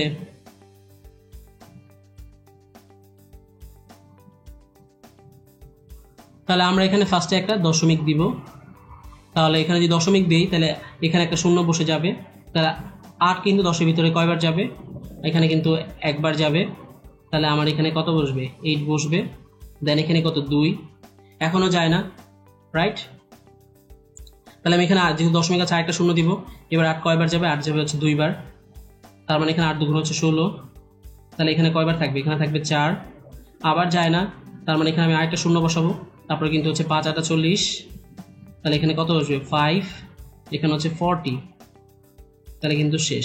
তাহলে দেখো এখানে কিন্তু আমি খুব একদম হাতে করেই আমি কিন্তু বের করতে পারি যে 1/8 মানে কত? 0.125, বা যেটাকে বলা হচ্ছে 12.5%। আশা করি তোমরা এই ক্যালকুলেশনটা বুঝতে পেরেছো যে আমি কিভাবে হাতে ক্যালকুলেশন করার চেষ্টা করেছি। তাহলে এটা ছিল আমাদের যে কিভাবে আমরা যদি ম্যাথ চলে আসে একদম by any chance, in case একটা ম্যাথ তো তোমাকে দিয়ে দিতেই পারে, তোমাকে টেস্ট করতে পারে যে তুমি আসলে হাতে ক্যালকুলেশনগুলো পারো কিনা ঠিকভাবে। তো এরকম যদি একটা ম্যাথ চলে আসে আমরা কিন্তু খুব ইজিলি করতে পারবো। আর তোমার ম্যাথটা কিন্তু এভাবেই টিচার সাজাবে যেন তুমি একদম হাতেই করতে পারো, বা নর্মাল ক্যালকুলেশনের মাধ্যমে এটা পসিবল। এখন চলে যাবো আমরা পরবর্তী অংশে, সেটা হচ্ছে যদি পরিশোধ্য অগ্রাধিকার শেয়ার হয় তাহলে পরিশোধ থাকবে মানে কি? একটা এখানে মেয়াদ থাকবে, তাহলে এখানে অ্যান চলে আসবে। তাহলে এই সূত্রটা তোমরা মাথায় রাখবে। এটা একদম কার মতো দেখতে বলো তো? এটা একদম দেখতে হচ্ছে ওয়াইটিএম এর মতো, খালি এখানে ডিফারেন্স কি? ওয়াইটিএম এ ছিল এখানে সি, এখানে আসবে ডিপি। আর এখানে কোনো যেহেতু ট্যাক্সের বেনিফিট নাই 1 - t, এই কাজটাও এখানে আসছে না। তাহলে তোমরা কিন্তু এখানে সূত্রটা মাথায় রাখতে হবে। তারপরে যে বিষয়গুলো সেটা কি, যে ডিপি মানে হচ্ছে অগ্রাধিকার শেয়ারের প্রত্যাশিত লভ্যাংশ, এনএসপি দ্বারা বোঝাচ্ছি আমরা বিক্রয় মূল্য আর হচ্ছে প্রত্যাশিত খরচ। নিট বিক্রয় মূল্য থেকে ইস্যু খরচ যদি আমরা বাদ দিই, তারপর হচ্ছে অগ্রাধিকার শেয়ারের লিখিত মূল্য বা পরিশোধ মূল্য আমরা পেয়ে যাব, এম দেওয়া থাকবে, তারপর হচ্ছে একটা নির্দিষ্ট মেয়াদ বা এন সময়কাল দেওয়া থাকবে। তাহলে এই বিষয়গুলো কিন্তু তোমার মাথায় রাখতে হবে। এগুলো মাথায় রেখে তুমি যে সূত্রটা একটু মেমোরাইজ করবা খুব ইজিলি, তারপর কিন্তু তুমি এটা পেরে যাবা। এখন আমরা চলে যাবো আমাদের মোস্ট ইম্পর্টেন্ট একটা পার্টে, সেটা হচ্ছে কেডি ভার্সেস কেপি। মানে হচ্ছে একটা ইকোনমির পার্সপেক্টিভে আসলে কোনটা কিরকম দেখতে হয়। তাহলে ফার্স্টে আমরা এটার সাথে ভার্সেস করার আগে আমরা একটু আগে বিষয়গুলো দেখি, যে যদি আমরা কেডির কথা চিন্তা করি, দেখো কেডি কি বলা হয়েছে? ডেট ইস্যুয়ারের নিকট থেকে মূলধন ব্যয়ের নাম হচ্ছে সুদ, এবং সুদের হারটা থাকে পূর্ব নির্ধারিত, এবং সুদ প্রদান করা হচ্ছে বাধ্যতামূলক। বুঝতে পারলাম? এবার দেখো ডেট হোল্ডারের কাছে হচ্ছে সুদ হচ্ছে আয়, তার মানে ইস্যুয়ারের কাছে যদি এটা হয় ব্যয়, তাহলে হোল্ডারের কাছে হবে এটাই আয়। এবার দেখলাম যে এখানে আসলে এটা কি থাকে? স্থির থাকে, বা এটা প্রদান করা কি বাধ্যতামূলক। তাহলে দেখো এখানে যদি এটা স্থির থাকে তাহলে তাদের আয়টাও কি হয়ে যাবে? আয়টাও স্থির থাকবে। আয়টা যদি স্থির থাকে, তোমরা অলরেডি জানো, যেটা আমরা ফার্স্ট চ্যাপ্টারে দেখে আসছি, যে আয় যদি স্থির থাকে আমার জন্য ঝুঁকিও কি হবে? ঝুঁকি স্থির থাকবে, বা ঝুঁকিও আমি কম ধরবো। যেহেতু ঝুঁকি কম, তাহলে আমাদের আয়ও আলটিমেটলি কি হবে? কম হবে। আবার বলছি, ডেট কেডি বা ঋণের ব্যয় অন্যান্য সকল উৎস থেকে ঋণের ব্যয়টা কম হয়, কারণ ঋণের ব্যয়টা যেহেতু পূর্ব নির্ধারিত থাকে এবং এই সুদ প্রদান করা বাধ্যতামূলক। তাহলে ইস্যুয়ার কি দেখবে? যেহেতু ওকে সুদ প্রদান করা বাধ্যতামূলক, আমার লাভ হোক লস হোক ওকে সুদ আমাকে দিতেই হবে। তাহলে যেহেতু আমার এখানে ওর কোনো ঝুঁকি বেয়ার করতে হচ্ছে না, তার মানে আমি কি চাবো? আমি চাবো যে এইখানে সুদের হারটা অন্যান্য উৎস থেকে অবশ্যই কম হোক। তাহলে সুদের হার যদি কম হয়, তাহলে ডেট হোল্ডারের জন্য আলটিমেটলি ব্যয়ও কি হবে? কম হবে। এই জন্য বলা হচ্ছে যেহেতু এখানে আয় স্থির, ঝুঁকি কম, এই জন্য আয়ও কি হবে? অন্যান্য উৎস থেকে কম হবে। এই জন্য ডেট ইস্যুয়ারের নিকট ঋণের ব্যয়ও কি হবে? ঋণের ব্যয়টা অন্যান্য উৎস থেকে কম হবে। ঋণের ব্যয় কম থাকার আরেকটা সবচেয়ে মেইন কারণ, সেটা হচ্ছে যেহেতু কর সুবিধা আছে। দেখলাম আমরা যে কর সুবিধার কারণে ঋণের আসল ব্যয় কমে যায়, তাহলে কর থাকার কারণে ঋণের প্রকৃত ব্যয় কম হয়, কর সুবিধা থাকার কারণে ঋণের প্রকৃত ব্যয় কম হয়। তাহলে এই কারণগুলোতে বুঝতেই পারতেছি যে অন্যান্য উৎস থেকে কেডি আসলে কি হয়? কম হয়। এখন আমরা কেপির ব্যাপারগুলো দেখি, যে কেপি আসলে কি বলতে চাচ্ছে। কেপির ব্যাপার হচ্ছে যে প্রেফার শেয়ার ইস্যুর নিকট মূলধন ব্যয় হচ্ছে লভ্যাংশ, ফাইন। অগ্রাধিকার শেয়ারের লভ্যাংশ হার পূর্ব নির্ধারিত থাকে, কিন্তু লভ্যাংশ প্রদান করা বাধ্যতামূলক নয়। তার মানে এখানে একটা কনফিউশন চলে আসছে, যেহেতু বাধ্যতামূলক নয়, যারা প্রেফার্ড শেয়ার হোল্ডার আছে তারা দেখবে যে আমার এখানে ঝুঁকি আছে, কেন আমি তো একদম নির্দিষ্ট আয় পাচ্ছি না, প্রতিষ্ঠান আমাকে দিলেও দিতে পারে, না দিলেও দিতে পারে। দেখো এখানে বাধ্যতামূলক নয় মানে কি? তার মানে লাভ হলে লভ্যাংশ পাবে, লাভ না হলে লভ্যাংশ পাবে না। প্রেফার শেয়ার হোল্ডারের নিকট লভ্যাংশ হচ্ছে কি? একটি আয়। প্রেফার শেয়ার হোল্ডার নিকট সুদের তুলনায় লভ্যাংশ অনিশ্চিত হওয়ায় প্রেফার শেয়ারের বিনিয়োগ ঝুঁকি কি অবশ্যই বন্ডের বিনিয়োগ থেকে অবশ্যই বেশি, কারণ এখানে কোনো নিশ্চয়তা নাই আমি যে আমার আয়টা পাবো কি পাবো না। যেহেতু ঝুঁকি বেশি তার মানে এখানে আয়টাও কি বেশি হবে। সুতরাং প্রেফার শেয়ার ইস্যুর নিকট অগ্রাধিকার শেয়ারের আলটিমেটলি ব্যয়ও কি হবে, ব্যয়ও বেশি হবে। তার মানে আবার এখানে কি এখানে কোনো কর সুবিধা নাই, তাহলে এখানে কর সুবিধা থাকার কারণে এখানে কি কেডি কম হয়ে গেছিল, কিন্তু এখানে কর সুবিধা নাই তার মানে কেপি বেশি হবে, থাকার কারণে অগ্রাধিকার শেয়ারের ব্যয় ঋণের ব্যয়ের তুলনামূলকভাবে কি হয়, বেশি হয়। তাহলে আশা করি তোমরা ব্যাপারগুলো বুঝতে পেরেছো যে একটা হচ্ছে কেডি আর একটা হচ্ছে কেপি। এখানে পাবে সুদ যেটা প্রদান করা বাধ্যতামূলক, এবং যেহেতু স্থির বিনিয়োগকারীদের ঝুঁকি স্থির, তাদের আয়ও স্থির হবে, আয়ও কম হবে। এবং এখানে আছে কর সুবিধা, এই কর সুবিধা করার কারণে কেডি কম হবে। কেপি পাবে লভ্যাংশ কিন্তু নিশ্চয়তা নাই, লাভ হলে পাবে লাভ না হলে পাবে না, তার মানে এখানে অনিশ্চয়তা আছে, এখানে ঝুঁকি আছে, ঝুঁকি থাকলে তারা আয়ও বেশি আশা করবে, তার মানে কেপি এখান থেকে বেশি হবে। আলটিমেটলি এখানে কি নাই, কোনো কর সুবিধা নাই, যেটা কেডিতে ছিল, যার মানে কেডিতে থাকলে কেডি কমে যেত, কিন্তু কেপিতে কর সুবিধা না থাকার কারণে কেপি কিন্তু আসলে বড় হবে কেডি থেকে। তাহলে আলটিমেটলি এখানে সামারিটা কি, সামারিটা হচ্ছে একটা ইকোনমিতে সাধারণত কেডি কি হয়, কেডি ছোট হয় আর হচ্ছে কেপি বড় হয়। তাহলে আশা করি তোমরা এই জিনিসটা বুঝতে পেরেছো, এটা কিন্তু তোমাদের এক্সামে আসবে। তো এতগুলো কথার একটাই সামারি, সেটা হচ্ছে একটা ইকোনমিতে কেডি ছোট হবে, একটা ইকোনমিতে কেপি বড় হবে, এবং এই লাইনটাই তোমার এক্সামের জন্য অনেক বেশি ইম্পর্টেন্ট, এটাই এক্সামে আসবে। এবং যদি বলা হয় জাস্টিফাই করো, তাহলে উপরের কথাগুলো একটু মাথায় রাখবে, তাহলে তোমরা খুব ইজিলি বুঝে যাবে। তাহলে আমরা এতক্ষণ দেখলাম হচ্ছে ঋণ মূলধনের ব্যয়, এরপর আমরা দেখলাম হচ্ছে অগ্রাধিকার শেয়ারের ব্যয়, এবং এদের মধ্যে আমরা একটা তুলনামূলক আচরণ বা তুলনামূলক ব্যবহার দেখার চেষ্টা করেছি। এরপর আমরা চলে যাবো মোস্ট ইম্পর্টেন্ট, সেটা হচ্ছে সাধারণ শেয়ারের মূলধন ব্যয়। তাহলে প্রথম যে পদ্ধতির নাম হচ্ছে শূন্য লভ্যাংশ পদ্ধতি, এবং দেখো শূন্য লভ্যাংশ পদ্ধতি কিভাবে বের করব, যে আমার সূত্র হচ্ছে K S cost of stock বা অর্ডিনারি স্টক, সূত্র হচ্ছে D1 ডিভাইড বাই এনএসপি। এখন কথা হচ্ছে D1 বা এনএসপি দ্বারা কি বোঝায়, তাহলে আমরা দেখি D1 দ্বারা সাধারণত প্রত্যাশিত লভ্যাংশ, অলরেডি আলোচনা করেছি, যদি একটা বছর আজকে শূন্য হয় তাহলে পরবর্তী বছর হচ্ছে 1, এটা হচ্ছে এক্সপেক্টেড, এটা হচ্ছে প্রত্যাশিত, এটা হচ্ছে এক্সপেক্টেড বা প্রত্যাশিত ডিভিডেন্ড। এই বছর যে লভ্যাংশ পাবো সেটা হচ্ছে এক্সপেক্টেড বা প্রত্যাশিত লভ্যাংশ। তারপর আমরা এনএসপি থাকবে, যেটা বিক্রয় মূল্য থেকে আমরা ইস্যু খরচ ইজিলি বাদ দিয়ে আমরা পেয়ে যাব। এখন আমরা একটা সিম্পল একটা ইলাস্ট্রেশনের মাধ্যমে বোঝার চেষ্টা করব যে শূন্য লভ্যাংশ বৃদ্ধি পদ্ধতি কিভাবে কাজ করে, বা এখান থেকে আমার এক্সামে কি টাইপের কোশ্চেন আসতে পারে। তাহলে ফার্স্ট সবার আগে এখানে দেখি যে এবিসি কোম্পানি এই বছর প্রতি শেয়ারে 20 টাকা হারে লভ্যাংশ ঘোষণা করে, তার মানে কোন বছর বলতো, বলা হচ্ছে এই বছর, তার মানে এটা হচ্ছে 0। ওকে ফাইন, যা ভবিষ্যতেও কি থাকবে, অপরিবর্তিত থাকবে। ভবিষ্যৎ মানে কি, এই বছর তো 20 টাকা থাকবে, পরবর্তী বছরগুলো তো আসলে 20 টাকাই থাকবে। কোম্পানি সাধারণ শেয়ারের বর্তমান মূল্য ধরেছে 100 টাকা, এবং সাধারণ শেয়ারের মূলধন ব্যয় কত, তাহলে আমরা এখানে সলিউশন করা ট্রাই করি। তার আগে আমাকে বুঝতে হবে যে আসলে ডিভিডেন্ড D1 কিভাবে পাবো। দেখো এখানে ফার্স্টে D0 কত, 0, কারণ এখানে বলে দিচ্ছি এই বছর প্রতিটি শেয়ার 20 টাকা হারে লভ্যাংশ ঘোষণা করা হবে। এখন D1 কত হবে, D1 করার আগে এই কথাটা আমাকে খেয়াল করতে হবে যে ভবিষ্যতে কি থাকবে, ভবিষ্যতে অপরিবর্তিত থাকবে, তার মানে আজকে 20 টাকা হলে ভবিষ্যতে 20 টাকা হবে, পরবর্তী বছরে কি হয়, পরবর্তী বছরে আসলে 20 টাকা হবে, তার মানে D1 কত, D1 হচ্ছে 20 টাকা, তার মানে এটাই হচ্ছে D1।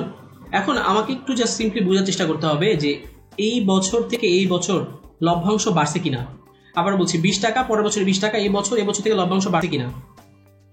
তোমাদের সবার অ্যান্সার হবে যে স্যার এই অ্যান্সারটা কিন্তু হচ্ছে যে বাড়ে নাই, অ্যান্সারটা হচ্ছে যে না বাড়ে নাই। কিন্তু আমার কথা হচ্ছে এই বছর 20 টাকা থেকে এই বছরের 20 টাকা কিন্তু বাড়ছে, বাড়ার রেটটা কি 0%। তাহলে এখানে বৃদ্ধির হারটা কি, বৃদ্ধির হারটা হচ্ছে 0%। আবার বলছি এই বছর থেকে এই বছর লভ্যাংশ বাড়ছে, এটার আসলে বৃদ্ধির হার কত, বৃদ্ধির হার হচ্ছে 0%। তার মানে এই বছর থেকে এই বছর পরের বছর বৃদ্ধি পেয়েছে, তবে বৃদ্ধির যে রেটটা, এই রেটটার নাম কি, এই রেটটা হচ্ছে 0%। আর এইটার বেসিসেই এই মডেলটার নাম দিয়েছে শূন্য লভ্যাংশ বৃদ্ধি। তারা বলতেছে বৃদ্ধি পাবে, তবে বৃদ্ধির যে হারটা সেটা হচ্ছে 0 থাকবে, এই জন্যই এই মডেলটাকে নাম দিয়েছে হচ্ছে জিরো গ্রোথ মডেল। আশা করি তোমরা ব্যাপারটা বুঝতে পেরেছো। এখন আমরা সলিউশনে যাব যে KS ইকুয়াল টু আমার এখানে D1 হচ্ছে 20 আর হচ্ছে বাজার মূল্য হচ্ছে 100, তাহলে এটা তো খুব ইজিলি এইভাবে বের করা যায়, এটা হচ্ছে কত 0.20 বা হচ্ছে 20%।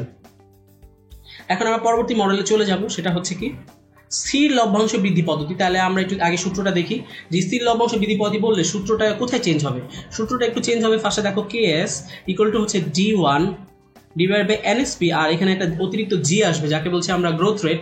কেন গ্রোথ রেট থাকবে, কারণ এখানে একটা গ্রোথ রেট দেওয়া থাকবে, বৃদ্ধির হার দেওয়া থাকবে।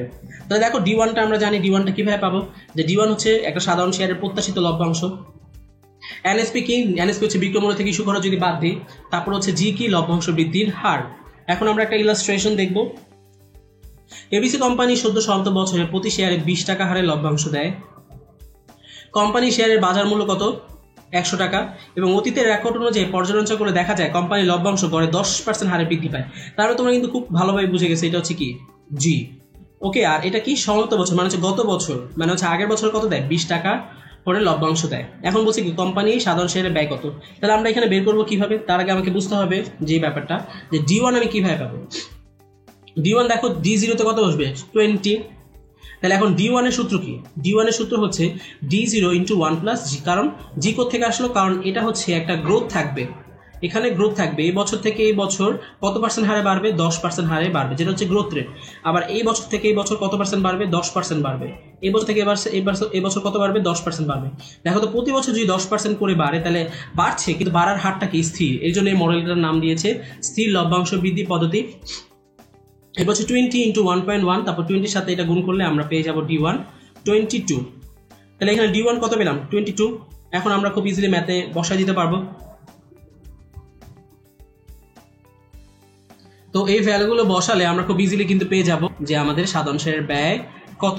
সাধারণ শেয়ারের ব্যয় হচ্ছে এখানে 0.32 বা 32%। তাহলে দেখো এখানে আমরা কি দেখলাম? আমরা দেখলাম স্থির লভ্যাংশ বৃদ্ধি পদ্ধতিতে আসলে কিভাবে আমাদের সাধারণ শেয়ারের ব্যয় বের করতে হবে। তো আমাদের জন্য যেটা বেশি ইম্পর্টেন্ট সেটা হচ্ছে যে স্থির লভ্যাংশ বৃদ্ধি পদ্ধতি অবশ্যই কি থাকবে? একটা গ্রোথ রেট থাকবে, এবং সেই গ্রোথটা ইউজ করেই কিন্তু আমি আমার D1 বের করবো যদি D1 না দেওয়া থাকে। এবং সূত্র কিন্তু আমার এখানে জি এর ব্যবহারটা আছে। তো সবাই হচ্ছে সূত্রের দিকে আর হচ্ছে গ্রোথ রেটের ব্যবহারের দিকে একটু জোর বা হচ্ছে একটু নজর দেওয়া লাগবে, তাহলে কিন্তু এখান থেকে আমাদের এক্সামের কোশ্চেন আমরা খুব ইজিলি পেরে যাব। এখন আমরা দেখবো সাধারণ শেয়ারের মূলধন ব্যয়ের আরেকটি মডেলের মাধ্যমে আমরা বের করতে পারি, এবং সেই মডেলটির নাম হচ্ছে ক্যাপিটাল অ্যাসেট প্রাইসিং মডেল, যাকে আমরা সংক্ষেপে বলি CAPM বা ক্যাপএম মেথড। তাহলে এর একটা সূত্র আছে যেটা তোমরা খুবই ভালোভাবে জেনে আসছো এইচএসসিতে, যে কে সাধারণ শেয়ারের ব্যয় ইকুয়াল টু হচ্ছে RF + RM - RF ইন্টু হচ্ছে বেটা। তার মানে RF মানে কি? RF মানে হচ্ছে ঝুঁকি মুক্ত আয়ের হার, ঝুঁকি মুক্ত আয়ের হার। RM মানে কি? RM মানে হচ্ছে বাজার আয়ের হার। RF কি? ঝুঁকিমুক্ত আয়ের হার। এবং বেটা কি? বেটা হচ্ছে যাকে বলে হচ্ছে বাজার ঝুঁকি পরিমাপের একটা পদ্ধতি, যাকে আমরা বেটা দ্বারা বাজার ঝুঁকি পরিমাপ করে থাকি। তাহলে এখান থেকে এই ভ্যালুগুলো কিন্তু তোমার এক্সামে ডিরেক্ট দেওয়া থাকবে। তুমি কিন্তু জাস্ট ভ্যালুগুলো বসিয়ে কিন্তু তুমি CAPM মেথডে সাধারণ শেয়ারের ব্যয় বের করতে পারো। এবং সাধারণ শেয়ারের মূলধন ব্যয় বের করার জন্য আসলে এই পদ্ধতিটাই এক্সামের জন্য বেশি ইম্পর্টেন্ট, কারণ এটা ক্যালকুলেটর ছাড়াই খুব ইজিলি বের করা যায়। তাহলে আমরা একটা এক্সাম্পলের মাধ্যমে দেখবো যে কিভাবে আসলে বের করা যায়। তাহলে এবিসি কোম্পানি লিমিটেডের ঝুঁকি মুক্ত আয়ের হার হচ্ছে 10%, যাকে আমরা কি বলতে পারি এখানে RF, ঝুঁকিমুক্ত আয়ের হার, risk free rate of return. তারপর হচ্ছে বাজার আয়ের হার, মার্কেট রেট অফ রিটার্ন, যাকে আমরা বলতে পারি RM। দেন হচ্ছে বাজার ঝুঁকির পরিমাণ। তাহলে বাজার ঝুঁকির পরিমাণ মানে কি? এটা হচ্ছে বেটা। এখন বলেছে যে এই মেথড ইউজ করে তুমি সাধারণ শেয়ারের মূলধন খরচ বসো। তাহলে এই ভ্যালুগুলো যদি আমি উপরের সূত্র বসিয়ে বের করি খুব ইজিলি কিন্তু আমি পেয়ে যাব। এবং দেখো কি বলা হয়েছে যে KS = RF + RM - RF into হচ্ছে বেটা। তাহলে এখানে আমরা খুব ইজিলি পেয়ে গেলাম যে এখানে RF কত? RF হচ্ছে 10, RM কত? RM হচ্ছে 16,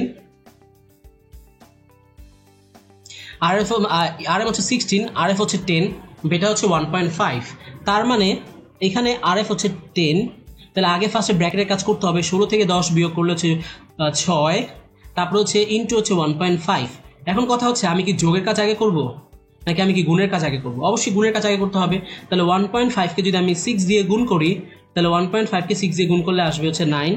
তাহলে 10 + হচ্ছে 9 = হচ্ছে 19%। তাহলে এই ম্যাথটা কিন্তু তোমার এক্সামের জন্য অনেক বেশি ইম্পর্টেন্ট, এবং এখান থেকে আমরা আশা করছি সামনের এক্সামগুলোতে হয়তো বা তোমরা এখান থেকে একটা এক্সাম শিওর বা একটা কোশ্চেন শিওর পেয়েই যেতে পারো। তার মানে এখানে আসলে কি CAPM মডেল ইউজ করে সাধারণ শেয়ারের মূলধন ব্যয় দেখানো হয়েছে, যেখানে এক্সামে সব ডিরেক্ট মানগুলো দেওয়া থাকবে। জাস্ট তুমি সূত্রটা মাথায় রেখে এগুলো হচ্ছে সূত্রে বসিয়ে তুমি খুব হাতে খুব সহজেই ক্যালকুলেশন করে সাধারণ শেয়ারের ব্যয়টা আসলে বের করতে পারবে। এখন আমরা চলে যাব পরবর্তী আলোচনায়, সেটা হচ্ছে কি দেখো, সেটা হচ্ছে KP ভার্সেস KS। তার মানে একটা ইকোনমিতে KP এবং KS এর ওদের বিহেভিয়ারটা কিরকম হয়, কে কার থেকে বেশি হয়, সেই বিষয়গুলো আমরা দেখবো। তাহলে ফার্স্ট শুরু করা যাক KP দিয়ে। তাহলে KP-তে বলা হচ্ছে যে অগ্রাধিকার শেয়ারের লভ্যাংশ হার আমরা জানি পূর্ব নির্ধারিত থাকবে, এবং লাভ হলে সাধারণ শেয়ার মালিকদের আগেই অগ্রাধিকার মালিকরা কিন্তু লভ্যাংশ পেয়ে থাকে। তার মানে দেখো যদি লাভ হয় কারা বেশি সিকিউরড, অগ্রাধিকার শেয়ার নাকি সাধারণ শেয়ার হোল্ডার? সাধারণ শেয়ার হোল্ডার থেকে অগ্রাধিকার শেয়ার হোল্ডাররা বেশি সিকিউর। তাদের ঝুঁকিটা সাধারণ শেয়ার হোল্ডারের ঝুঁকি থেকে অনেকাংশেই কম, কারণ তাদের আগে তারা আয় পেয়ে থাকে নিট মুনাফা থেকে। তার মানে যেহেতু সাধারণ শেয়ার হোল্ডার থেকে ওদের ঝুঁকি কম, ওদের আয়ও কম, তাহলে আলটিমেটলি প্রতিষ্ঠানের জন্য ব্যয়ও কি হবে? কম হবে। তাহলে দেখো প্রেফার শেয়ারে বিনিয়োগ করলে অর্ডিনারি শেয়ারের তুলনায় অবশ্যই ঝুঁকি কি কম। ঝুঁকি কম কেন? কারণ হচ্ছে তারা বেশি সিকিউর, যেহেতু তারা লাভের অংশ আগে পাচ্ছে। যেহেতু ঝুঁকি কম, তাদের আয়ও কম, আর তাদের জন্য যারা হচ্ছে শেয়ার হোল্ডার বিনিয়োগকারী, তাদের জন্য যদি আয় কম হয়, এই আয়টা দিবে কে? এই আয়টা দিবে প্রতিষ্ঠান। এই জন্য বলা হচ্ছে প্রেফার্ড শেয়ার ইস্যুয়ার বা প্রতিষ্ঠানের নিকট আলটিমেটলি মূলধন ব্যয়টাও কি হবে? কম হবে। কার তুলনায়? সাধারণ শেয়ার ব্যয়ের তুলনায়। তাহলে আশা করি বুঝতে পেরেছো কেপি ব্যাপারটা। এখন আমরা দেখবো কেএস এর ব্যাপারটা। কেস বলছে যে সাধারণ শেয়ারের লভ্যাংশ হার পূর্ব নির্ধারিত থাকে না। এটা হচ্ছে একটা জিনিস যে কোনো নির্ধারিত থাকে না, 10% 20% কিছুই দিবে না, কিছুই বলা থাকে না। তার মানে অনেক বেশি আনসার্টেন। কার থেকে? অগ্রাধিকার শেয়ারের থেকে। এটা গেল প্রথম বিষয়। দ্বিতীয় বিষয় হচ্ছে সাধারণ শেয়ার মালিকরা একদম সবার শেষে লভ্যাংশ পেয়ে থাকে। তার মানে অগ্রাধিকার শেয়ার হোল্ডারকে দেওয়া হবে, তারপরে সে লভ্যাংশ হবে। আদারওয়াইজ যদি কোনো টাকা বাকি না থাকে, সব যদি অগ্রাধিকার শেয়ার হোল্ডারকে দিয়ে দেওয়া হয়, তাহলে কিন্তু সাধারণ শেয়ার হোল্ডাররা সাধারণত কিছুই পাচ্ছে না। তাহলে এই দুইটা সকল বিবেচনায় অগ্রাধিকার শেয়ার হোল্ডার থেকে সাধারণ শেয়ার হোল্ডারদের অনেক বেশি ঝুঁকি। যেহেতু তারা অনেক বেশি ঝুঁকি নিচ্ছে, তাহলে আমরা জানি ঝুঁকি যত বেশি হবে, তাদের আয়টাও কি হবে? তত বেশি হবে। আর এই আয়টা প্রদান করবে কারা? কোম্পানি। এই আয়টা প্রদান করবে কোম্পানি, যেটা কোম্পানির জন্য সাধারণ শেয়ারের ব্যয়। এজন্য বলা হচ্ছে অর্ডিনারি শেয়ার যদি আমি বিনিয়োগ করি, তাহলে প্রেফার্ড শেয়ারের তুলনায় এখানে অবশ্যই ঝুঁকি বেশি বিনিয়োগকারীর জন্য, তাদের আয়ও বেশি চাবে। আর সুতরাং যারা ইস্যুয়ার আছে কোম্পানি, তাদেরকে এই আয় বেশি বেশি প্রদান করতে হবে, তাদের নিকট মূলধন ব্যয়টাও বেশি। তাহলে সাধারণত একটা ইকোনমিতে দেখতে কেমন হয়? আমরা দেখলাম যে আসলে কেডি থেকে কেপি বড়, আর কেপি থেকে আলটিমেটলি কি? কেএস বড়। তাহলে অবশ্যই কেডি থেকে কেএস বড়। এই কথাটা কি জাস্টিফাইড করা যায় কিনা? এই কোশ্চেনটা কিন্তু তোমাদের এক্সামে আসবে। তোমাকে বলে দিবে যে একটা সাধারণত একটা ইকোনমিতে বন্ডের ব্যয় নাকি অগ্রাধিকার শেয়ারের ব্যয় বেশি হয়? অ্যান্সার হচ্ছে অগ্রাধিকার শেয়ারের ব্যয় বেশি হয়। তোমাকে বলে দিবে একটা ইকোনমিতে অগ্রাধিকার শেয়ারের ব্যয় নাকি সাধারণ শেয়ারের ব্যয় বেশি হয়? তোমার অ্যান্সার হবে সাধারণ শেয়ারের ব্যয় বেশি হয়। তোমাকে বলে দিবে একটা ইকোনমিতে বন্ডের ব্যয় নাকি হচ্ছে সাধারণ শেয়ারের ব্যয় বেশি হয়? তোমার অ্যান্সার হবে সাধারণ শেয়ারের ব্যয় বেশি হয়। একটা ইকোনমিতে কার ব্যয় সবচেয়ে কম হয়? অ্যান্সার হচ্ছে বন্ডের ব্যয় বা কেডি হচ্ছে যার ব্যয় সবচেয়ে কম হয়। তাহলে এই কথাগুলো কিন্তু আসলে আমার এক্সামের জন্য বেশি ইম্পর্টেন্ট। এগুলো আমাদের জন্য এক্সামের জন্য বেশি ইম্পর্টেন্ট। এগুলো তোমরা বারবার খেয়াল করে বাসায় প্র্যাকটিস করবে, এবং এখান থেকে কোশ্চেন আসার সম্ভাবনা সবচেয়ে বেশি। এখন আমরা চলে যাব আমাদের পরবর্তী আরেকটা উৎসের ব্যয়। সেটা হচ্ছে কি? সংরক্ষিত মুনাফার মূলধন ব্যয়, কস্ট অফ রিটেন আর্নিংস। তাহলে এটা আমরা কি বলেছিলাম যে সংরক্ষিত মুনাফার আসলে মূলধন ব্যয়কে কি ব্যয় বলা হয়? এটার মূলধন ব্যয়কে বলা হয় সুযোগ ব্যয়। এটার মূলধন ব্যয়কে বলা হয় সুযোগ ব্যয় বা অপরচুনিটি কস্ট। এখন কথা হচ্ছে কেন সুযোগ ব্যয় বলা হলো, এই জিনিসটা আমরা একটু ক্লিয়ারলি বোঝার চেষ্টা করব। দেখো সবার আগে সংরক্ষিত মুনাফা আসে কোত্থেকে? আমরা জানি একটা প্রতিষ্ঠানে নিট মুনাফা হবে, এবং নিট মুনাফা থেকে সবার আগে দেওয়া হবে, যদি শেয়ার মালিকদের লাভ হয়, লাভ হিসেবে প্রদান করতে হবে, সেটা হচ্ছে কি? লভ্যাংশ। তাহলে নিট মুনাফার যে অংশ শেয়ার মালিকদের প্রদান করা হয় সেটা হচ্ছে কি? লভ্যাংশ। এখন সব কি লভ্যাংশ হিসাবে দেওয়া হয়? না। এর একটা অংশ কোথায় যায়? নিট মুনাফার একটা অংশ চলে যায় সংরক্ষিত মুনাফায়। আচ্ছা, এখন আমরা কি বলছি? নিট মুনাফার যে অংশ লভ্যাংশ হিসাবে যায় সেটা তো প্রতিষ্ঠানের জন্য ব্যয়, এবং সেই ব্যয়কে বলা হচ্ছে কি? কেএস। এবার চিন্তা করো যে নিট মুনাফার যে অংশ লভ্যাংশ হিসাবে যাচ্ছে, ধরলাম হচ্ছে নিট মুনাফা 1 লক্ষ টাকা। এখানে আমি লভ্যাংশ দিলাম 60,000 টাকা। সংরক্ষিত এখানে যদি 60,000 চলে যায়, সংরক্ষিত চলে যাবে হচ্ছে অটোমেটিক 40,000। আচ্ছা, তাহলে 60,000, এখানে তো এই 60,000-এর একটা রেট আসবে। ধরলাম রেটটা হচ্ছে 20%, যেটা হচ্ছে সাধারণ শেয়ারের ব্যয়। এখন কথা হচ্ছে যদি আমি এই বছর কোনো সংরক্ষিত মুনাফা না রেখে যদি সম্পূর্ণ 1 লক্ষ টাকা আমি লভ্যাংশ হিসাবে দিয়ে দিতাম, তাহলে আমার এখানে ব্যয় কত হতো? টোটালের উপর আমার কিন্তু 20% হতো। কিন্তু আমি যেহেতু লভ্যাংশ দিচ্ছি না, তার মানে মালিকরা কিন্তু এই 40,000 টাকা পেয়ে অন্য কোথাও ইনভেস্ট করতে পারছে না, তাহলে তারা কিন্তু একটা লাভ হারাচ্ছে। আবার বলছি, নিট মুনাফা থেকে মালিকরা যখন লভ্যাংশ পায়, তারা কিন্তু এই টাকা নিয়ে বসে থাকে না, এই টাকাটা অন্য কোথাও ইনভেস্ট করে তারা কিন্তু 1 লাখের উপর যখন 20% পাবে, তখন কিন্তু তারা 20,000 টাকা মুনাফা অর্জন করতে পারবে। আর যখন তারা শুধু 60,000 পাবে, তখন তারা 12,000 মুনাফা অর্জন করতে পারবে। দেখো, যদি আমি সংরক্ষিত মুনাফা রেখে দিই, তাহলে সাধারণ শেয়ার হোল্ডারগণ বা যারা হচ্ছে শেয়ার মালিকগণ, তারা কিন্তু এখানে একটা টাকা হারাচ্ছে, সেটা হচ্ছে কত? 8,000 টাকা। আবারও বলছি, দেখো নিট মুনাফা ছিল 1 লক্ষ টাকা। 1 লক্ষ টাকা আমি যদি মালিকদের 60,000 টাকা দিয়ে এরা তারা ইনভেস্ট করবে, তাহলে 60,000 টাকা 20% ইনভেস্ট করলে তাদের আয় হবে কত? তাদের আয় গিয়ে দাঁড়াবে হচ্ছে 12,000 টাকা, এবং বাকিটা সংরক্ষিত মুনাফা হিসাবে রাখা হবে। যদি আমি সম্পূর্ণ 1 লক্ষ টাকা দিয়ে দিতাম, তাহলে 1 লক্ষ টাকার উপর যদি 20% তারা ইনকাম করতো, তাহলে তাদের আয় গিয়ে দাঁড়াতো কত? তাদের আয় গিয়ে দাঁড়াতো 20,000 টাকা। কিন্তু আমি যেহেতু সংরক্ষিত মুনাফায় 40,000 রেখে দিচ্ছি, তারা এই 8,000 টাকা হারাচ্ছে, তারা এই 8,000 টাকা হারাচ্ছে, মিস করছে। তাহলে যেটা হারাচ্ছে সেটা তাদের জন্য কি? একটা সুযোগ ব্যয়। এই জন্য বলা হচ্ছে লভ্যাংশের যেটা কেএস সেটাই কি হবে? প্রতিষ্ঠানের জন্য কে। ইন এ জেনারেল সেন্স আমরা সাধারণ শেয়ারের ব্যয়কে কি বলতে পারি? সাধারণ শেয়ারের ব্যয়কে আমরা সংরক্ষিত মুনাফার ব্যয় বলতে পারি, কারণ এই রেটটা যে মিস হচ্ছে এটাই তো আসলে এই রেটটা। এই জন্য বলা হয় in a normal sense KS equal to হচ্ছে কে আর সাধারণ শেয়ারের ব্যয় সাধারণত সংরক্ষিত মুনাফা ব্যয়ের সমান হয়। তাহলে আশা করি তোমরা এই ব্যাপারটা বুঝতে পেরেছো যে আসলে সুযোগ ব্যয়ের কনসেপ্টটা কোত্থেকে আসছে এবং কেন কেএস ইকুয়াল টু কে আর বলা হয়। এখন আমরা ইন ডিটেইল চলে যাব সংরক্ষিত মুনাফার মূলধন ব্যয় নির্ণয়ের জন্য। তবে এখানে একটা যে বিষয় মাথায় রাখতে হবে সেটা হচ্ছে কি, যদি ব্যক্তিগত কর না থাকে, একটু বুঝতে হবে। যখন আমরা নিট মুনাফা থেকে লভ্যাংশ দিয়েছি, এই লভ্যাংশের উপর কিন্তু আমাকে ট্যাক্স দিতে হবে। এই ট্যাক্সটা কি? এই ট্যাক্সটা হচ্ছে পার্সোনাল ট্যাক্স।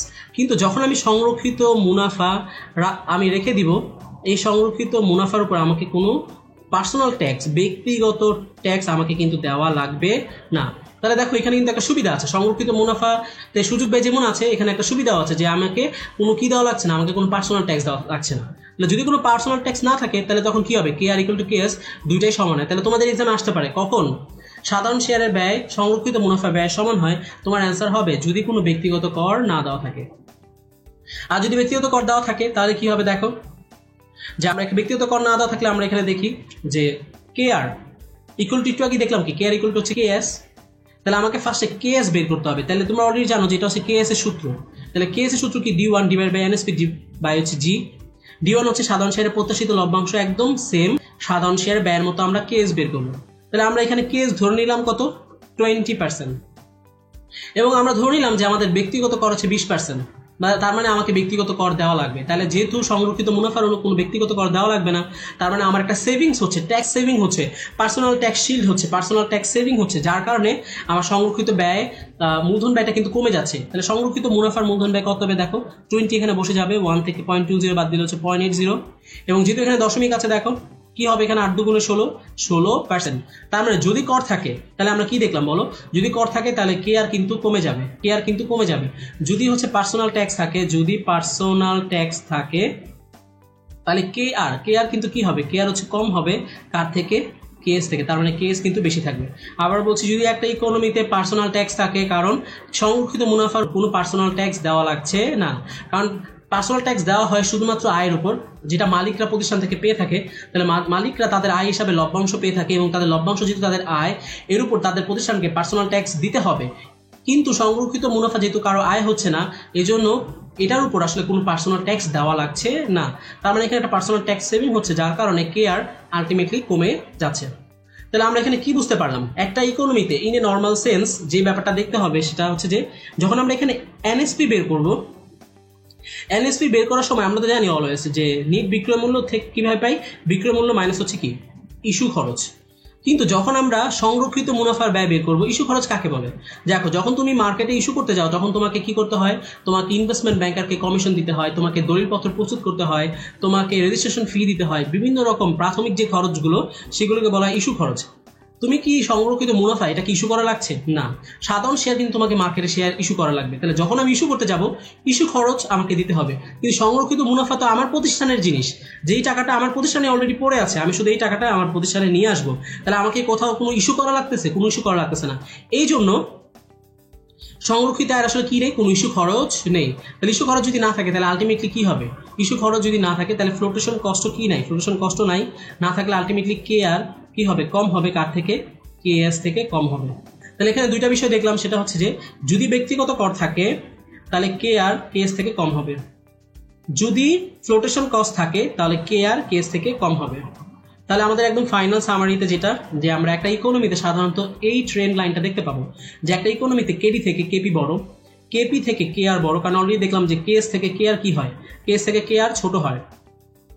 কেস থেকে কেয়ার ছোট হয়, কারণ যেহেতু এখানে ব্যক্তিগত অসুবিধা আছে, এখানে আমার হচ্ছে ইস্যু খরচ নাই, আবার যেহেতু কেয়ার দেখতে অনেকটা কেসের মতো, এই জন্য কেপি থেকে কেয়ার বড়। তো এই লাইনটা কিন্তু তোমার এক্সামের জন্য অনেক বেশি ইম্পর্টেন্ট, এবং আশা করি যে এই লাইন থেকে আসলে এক্সামে কোশ্চেন আসবে। এবং আমাদের পুরো চ্যাপ্টারের সামারিটা কিন্তু বেসিক্যালি এটাই, যে কোন উৎসের ব্যয় কার থেকে বেশি, কোন উৎসের ব্যয় কার থেকে কম, এবং এই কনসেপ্টগুলো থেকে বিগত বছরের প্রশ্ন আসছে, এবং আমরা খুবই আশাবাদী যে সামনের বছরগুলোতে তোমরা এখান থেকেই প্রশ্ন দেখতে পারবে, ডিরেক্ট কোনো ম্যাথমেটিক্যাল আসবে না। তারপর আমরা কিছু ম্যাথ দেখানো ট্রাই করেছি, কারণ যেহেতু না ফিনান্সের এক্সাম বছর খুবই অল্প, মানে হচ্ছে বিগত 5 বছর ধরে আসলে ফিনান্সের এক্সাম নেওয়া হচ্ছে।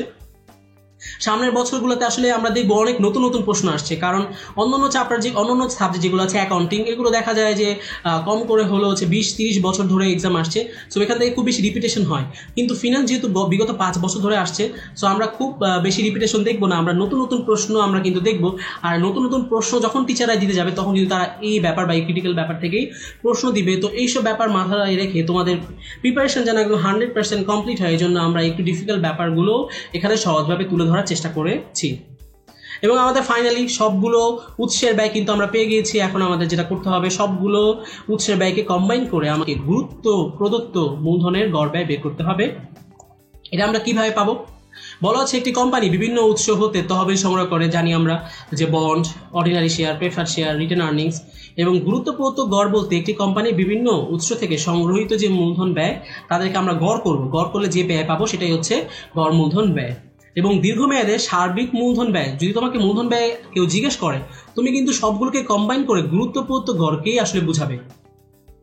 এই জন্য বলা হচ্ছে মূলধন কাঠামোর প্রত্যেক উৎসের অনুপাতকে গড় নির্ণয়ের গুরুত্ব বা ভার হিসাবে ধরা হয়। প্রতিটি উৎসের ব্যয়কে তার অনুরূপ দ্বারা কি করতে হয়, গুণ করে প্রতিটি উৎসের ভার প্রদত্ত ব্যয় বের করতে হয়।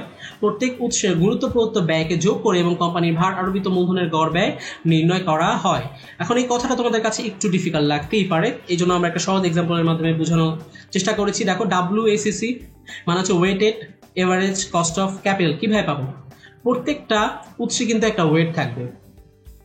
ওয়েট কিভাবে? ধরো হচ্ছে তোমার 1 লক্ষ টাকা হচ্ছে টোটাল মূলধন, এর মধ্যে হচ্ছে 20,000 টাকা হচ্ছে বন্ড, এর মধ্যে হচ্ছে 30,000 টাকা হচ্ছে তোমার হচ্ছে প্রেফার্ড স্টক, তারপরে এর মধ্যে হচ্ছে তোমার জন্য হচ্ছে আরো 20,000 টাকা হচ্ছে অর্ডিনারি শেয়ার। তাহলে এখানে 20-20, 40-40, 70, আর বাকি যে 30,000 টাকা আছে, এই 30,000 হচ্ছে তোমার জন্য রিটেইন আর্নিংস। তাহলে তোমার যদি বলে যে এখানে WD ঋণের ব্যয়ের ওয়েট কত, তাহলে দেখো টোটাল আমার মূলধন কত। টোটাল মূলধন হচ্ছে আমার 1 লক্ষ টাকা। টোটাল মূলধন কত? আমার 1 লক্ষ টাকা। আমার এখানে বন্ডের ওয়েট কত? 20,000। তাহলে আমি কিন্তু এখানে ওয়েটটা ইজিলি পেয়ে যাব হচ্ছে 0.2। তারপর হচ্ছে কেডি, তোমরা তো সূত্র দিয়ে বের করবে, এর সাথে এটা গুণ করবে। ধরো কেডি হচ্ছে 6%, তারপর এখানে ব্র্যাকেট ক্লোজ করবে, তারপর হচ্ছে প্লাস, আবার WP বের করবো। এইভাবে করে কিন্তু আমার WCC বের করা যাবে। তাহলে এইটা কিন্তু আমরা একটা ম্যাথমেটিক্যাল টার্মের মাধ্যমে দেখানোর চেষ্টা করেছি যে ম্যাথটা কিরকম, যে গুরুত্বপূর্ণ গড় ব্যয়। যেমন ফার্স্টে এখানে বলা হচ্ছে যে কমন স্টক ক্যাপিটাল ধরে নিলাম 40 লাখ টাকা, এবং এর একটা cost of capital 14%। Written earnings আমি মাত্র নিচ্ছি 20 লাখ টাকা, এবং এর কস্ট অফ ক্যাপিটাল কত? 14%। প্রেফার্ড স্টক থেকে 10%, এবং এখানে cost of capital 12%। Debt capital হচ্ছে 30 লাখ, এখান থেকে হচ্ছে 10%। নিচে আরো কিছু ইনফরমেশন দেওয়া আছে। কর্পোরেট ট্যাক্স 40%, আর পার্সোনাল ইনকাম ট্যাক্স হচ্ছে কি 30%। তাহলে কর্পোরেট ট্যাক্স হচ্ছে 40%, যেটা নিট মুনাফার উপর দেওয়া হবে, আর পার্সোনাল ট্যাক্স দেওয়া হবে কি ডিভিডেন্ডের উপর। এখন এটা দিয়ে দেখো আমি সবগুলো ইজিলি বের করে ফেলতে পারবো। যে ফার্স্টে এখানে অ্যামাউন্টগুলো লিখলাম 40, 20, 10, 30, সব যোগ করে পেলাম 100। এই 100টা ইউজ করে আমি প্রত্যেকটা ওয়েট পেয়ে যাব। এবং এখানে কস্ট অফ ক্যাপিটালও দেওয়া আছে, তাহলে 14.098। এই দেখো এখানে রিটার্নিংস 0.098 আসলো কেন? কারণ এখানে কিন্তু কি কাজ করা হয়েছে? এখানে কিন্তু পার্সোনাল ট্যাক্সের কাজ করানো হয়েছে। এই জন্য যদিও এটা 14% ছিল, আলটিমেটলি এটা কমে 0.098 হয়ে গেছে। তারপর আসবে কি এখানে দেখো, তারপরে আসছে এখানে কি যে প্রেফার্ড স্টক 12% ডিরেক্ট দেওয়া ছিল, 10%। এর সাথে আমি কি করেছি? কর্পোরেট ট্যাক্সের বেনিফিট কাজ করে 0.06 পেয়েছি, এবং এই প্রত্যেকটা কস্টের সাথে আমি কিন্তু তার ওয়েট গুণ করেছি। প্রত্যেকটা 0.4 এর সাথে 0.14 গুণ করে এটা পেয়েছি। সবগুলো যোগ করে আলটিমেটলি কি পেয়েছি? আমি weighted average cost of capital. তাহলে এই পর্যন্ত আশা করি সবাই তোমরা খুব ভালোভাবে বুঝতে পেরেছো। এখন আমরা কিছু প্রিভিয়াস ইয়ারের কোশ্চেন দেখবো। তাহলে ফার্স্টে যে কোশ্চেনটা আছে সেটা হচ্ছে একটি সঞ্চয় হিসাবে সুদের হার কত? 4%। যদি একজন সঞ্চয়কারী আয়ের উপর 28% কর দিতে হয়, তার সঞ্চয়ের উপর কর পরবর্তী আয়ের হার কত হবে। তাহলে তোমরা ভিডিওটা পজ করে একটু চেষ্টা করে দেখো যে ট্যাক্স রেটটা অ্যাডজাস্ট করে কিভাবে আমরা পরবর্তী, এখানে কিন্তু বলে দিয়েছে পরবর্তী, তাহলে পরবর্তী আমরা কিভাবে আয় পাবো। আশা করি তোমরা সঠিক অ্যান্সারটি দাগিয়ে ফেলেছো। দেখো একটা সহজ উপায় আছে এখানে, কি যেহেতু আমার এখানে দেখো 4%, রাইট, তাহলে 4% একটা লিখলাম এখানে, তারপর হচ্ছে 1 মাইনাস কি পার্সোনাল ট্যাক্স, যেহেতু সঞ্চয়ের আয়ের উপর বলছে, তার মানে এখানে হচ্ছে 0.28, দেন হচ্ছে আমি এখানে কি ফার্স্ট ব্র্যাকেটে কাজ করতে হবে 4, তারপরে এখানে কি 1 থেকে 0.28 যদি বাদ দিই আমি এখানে পাবো কি 0.72। তাহলে এখানে দেখো আমি তোমাদেরকে ফার্স্টই বলেছিলাম দশমিকের কথা একদম ভুলে যেতে। তাহলে ফার্স্টে 4 দিয়ে যদি 8কে গুণ করি, 4 দুগুণে 8, তারপর হচ্ছে 4 7 28। এখন দেখবো যে দশমিকের পর কয় ঘর আছে, 1 ঘর 2 ঘর, তাহলে 1 ঘর 2 ঘর, 2 ঘর পরে আমি দশমিক বসাই দিলেই তা আমার এখানে অ্যান্সার হয়ে যাবে। সো এটা আশা করি তোমরা বুঝতে পেরেছো যে কিভাবে এইরকম শর্টকাট ক্যালকুলেশন আমরা হাতেই করতে পারি। দশমিক থাকলে দশমিকের কথা ভুলে গিয়ে আগে নর্মাল গুণ করে তারপর দেখবে দশমিক পর কয়টি ঘর আছে, সেইভাবে তোমরা এখানে অ্যান্সার করবে 2.8%। তার মানে এখানে আসলে অ্যান্সার কোনটা হবে, বাকি কোনো অপশনগুলো আমাকে দেখাই লাগবে না, ডিরেক্ট আমরা চলে যাচ্ছি ডি অ্যান্সারে। তাহলে আমাদের অ্যান্সার হচ্ছে ডি 2.88%। পরবর্তী যে প্রশ্নটা সেটা এসেছে একই বছর ঢাকা ইউনিভার্সিটি 16-17 সেশনে এবং বলেছে কোন বিনিয়োগে সবচেয়ে বেশি ঝুঁকিপূর্ণ। দেখো এটা কিন্তু আমার একদম প্রতিটা স্লাইডের একদম শেষ স্লাইডে একটা বটম লাইন ছিল।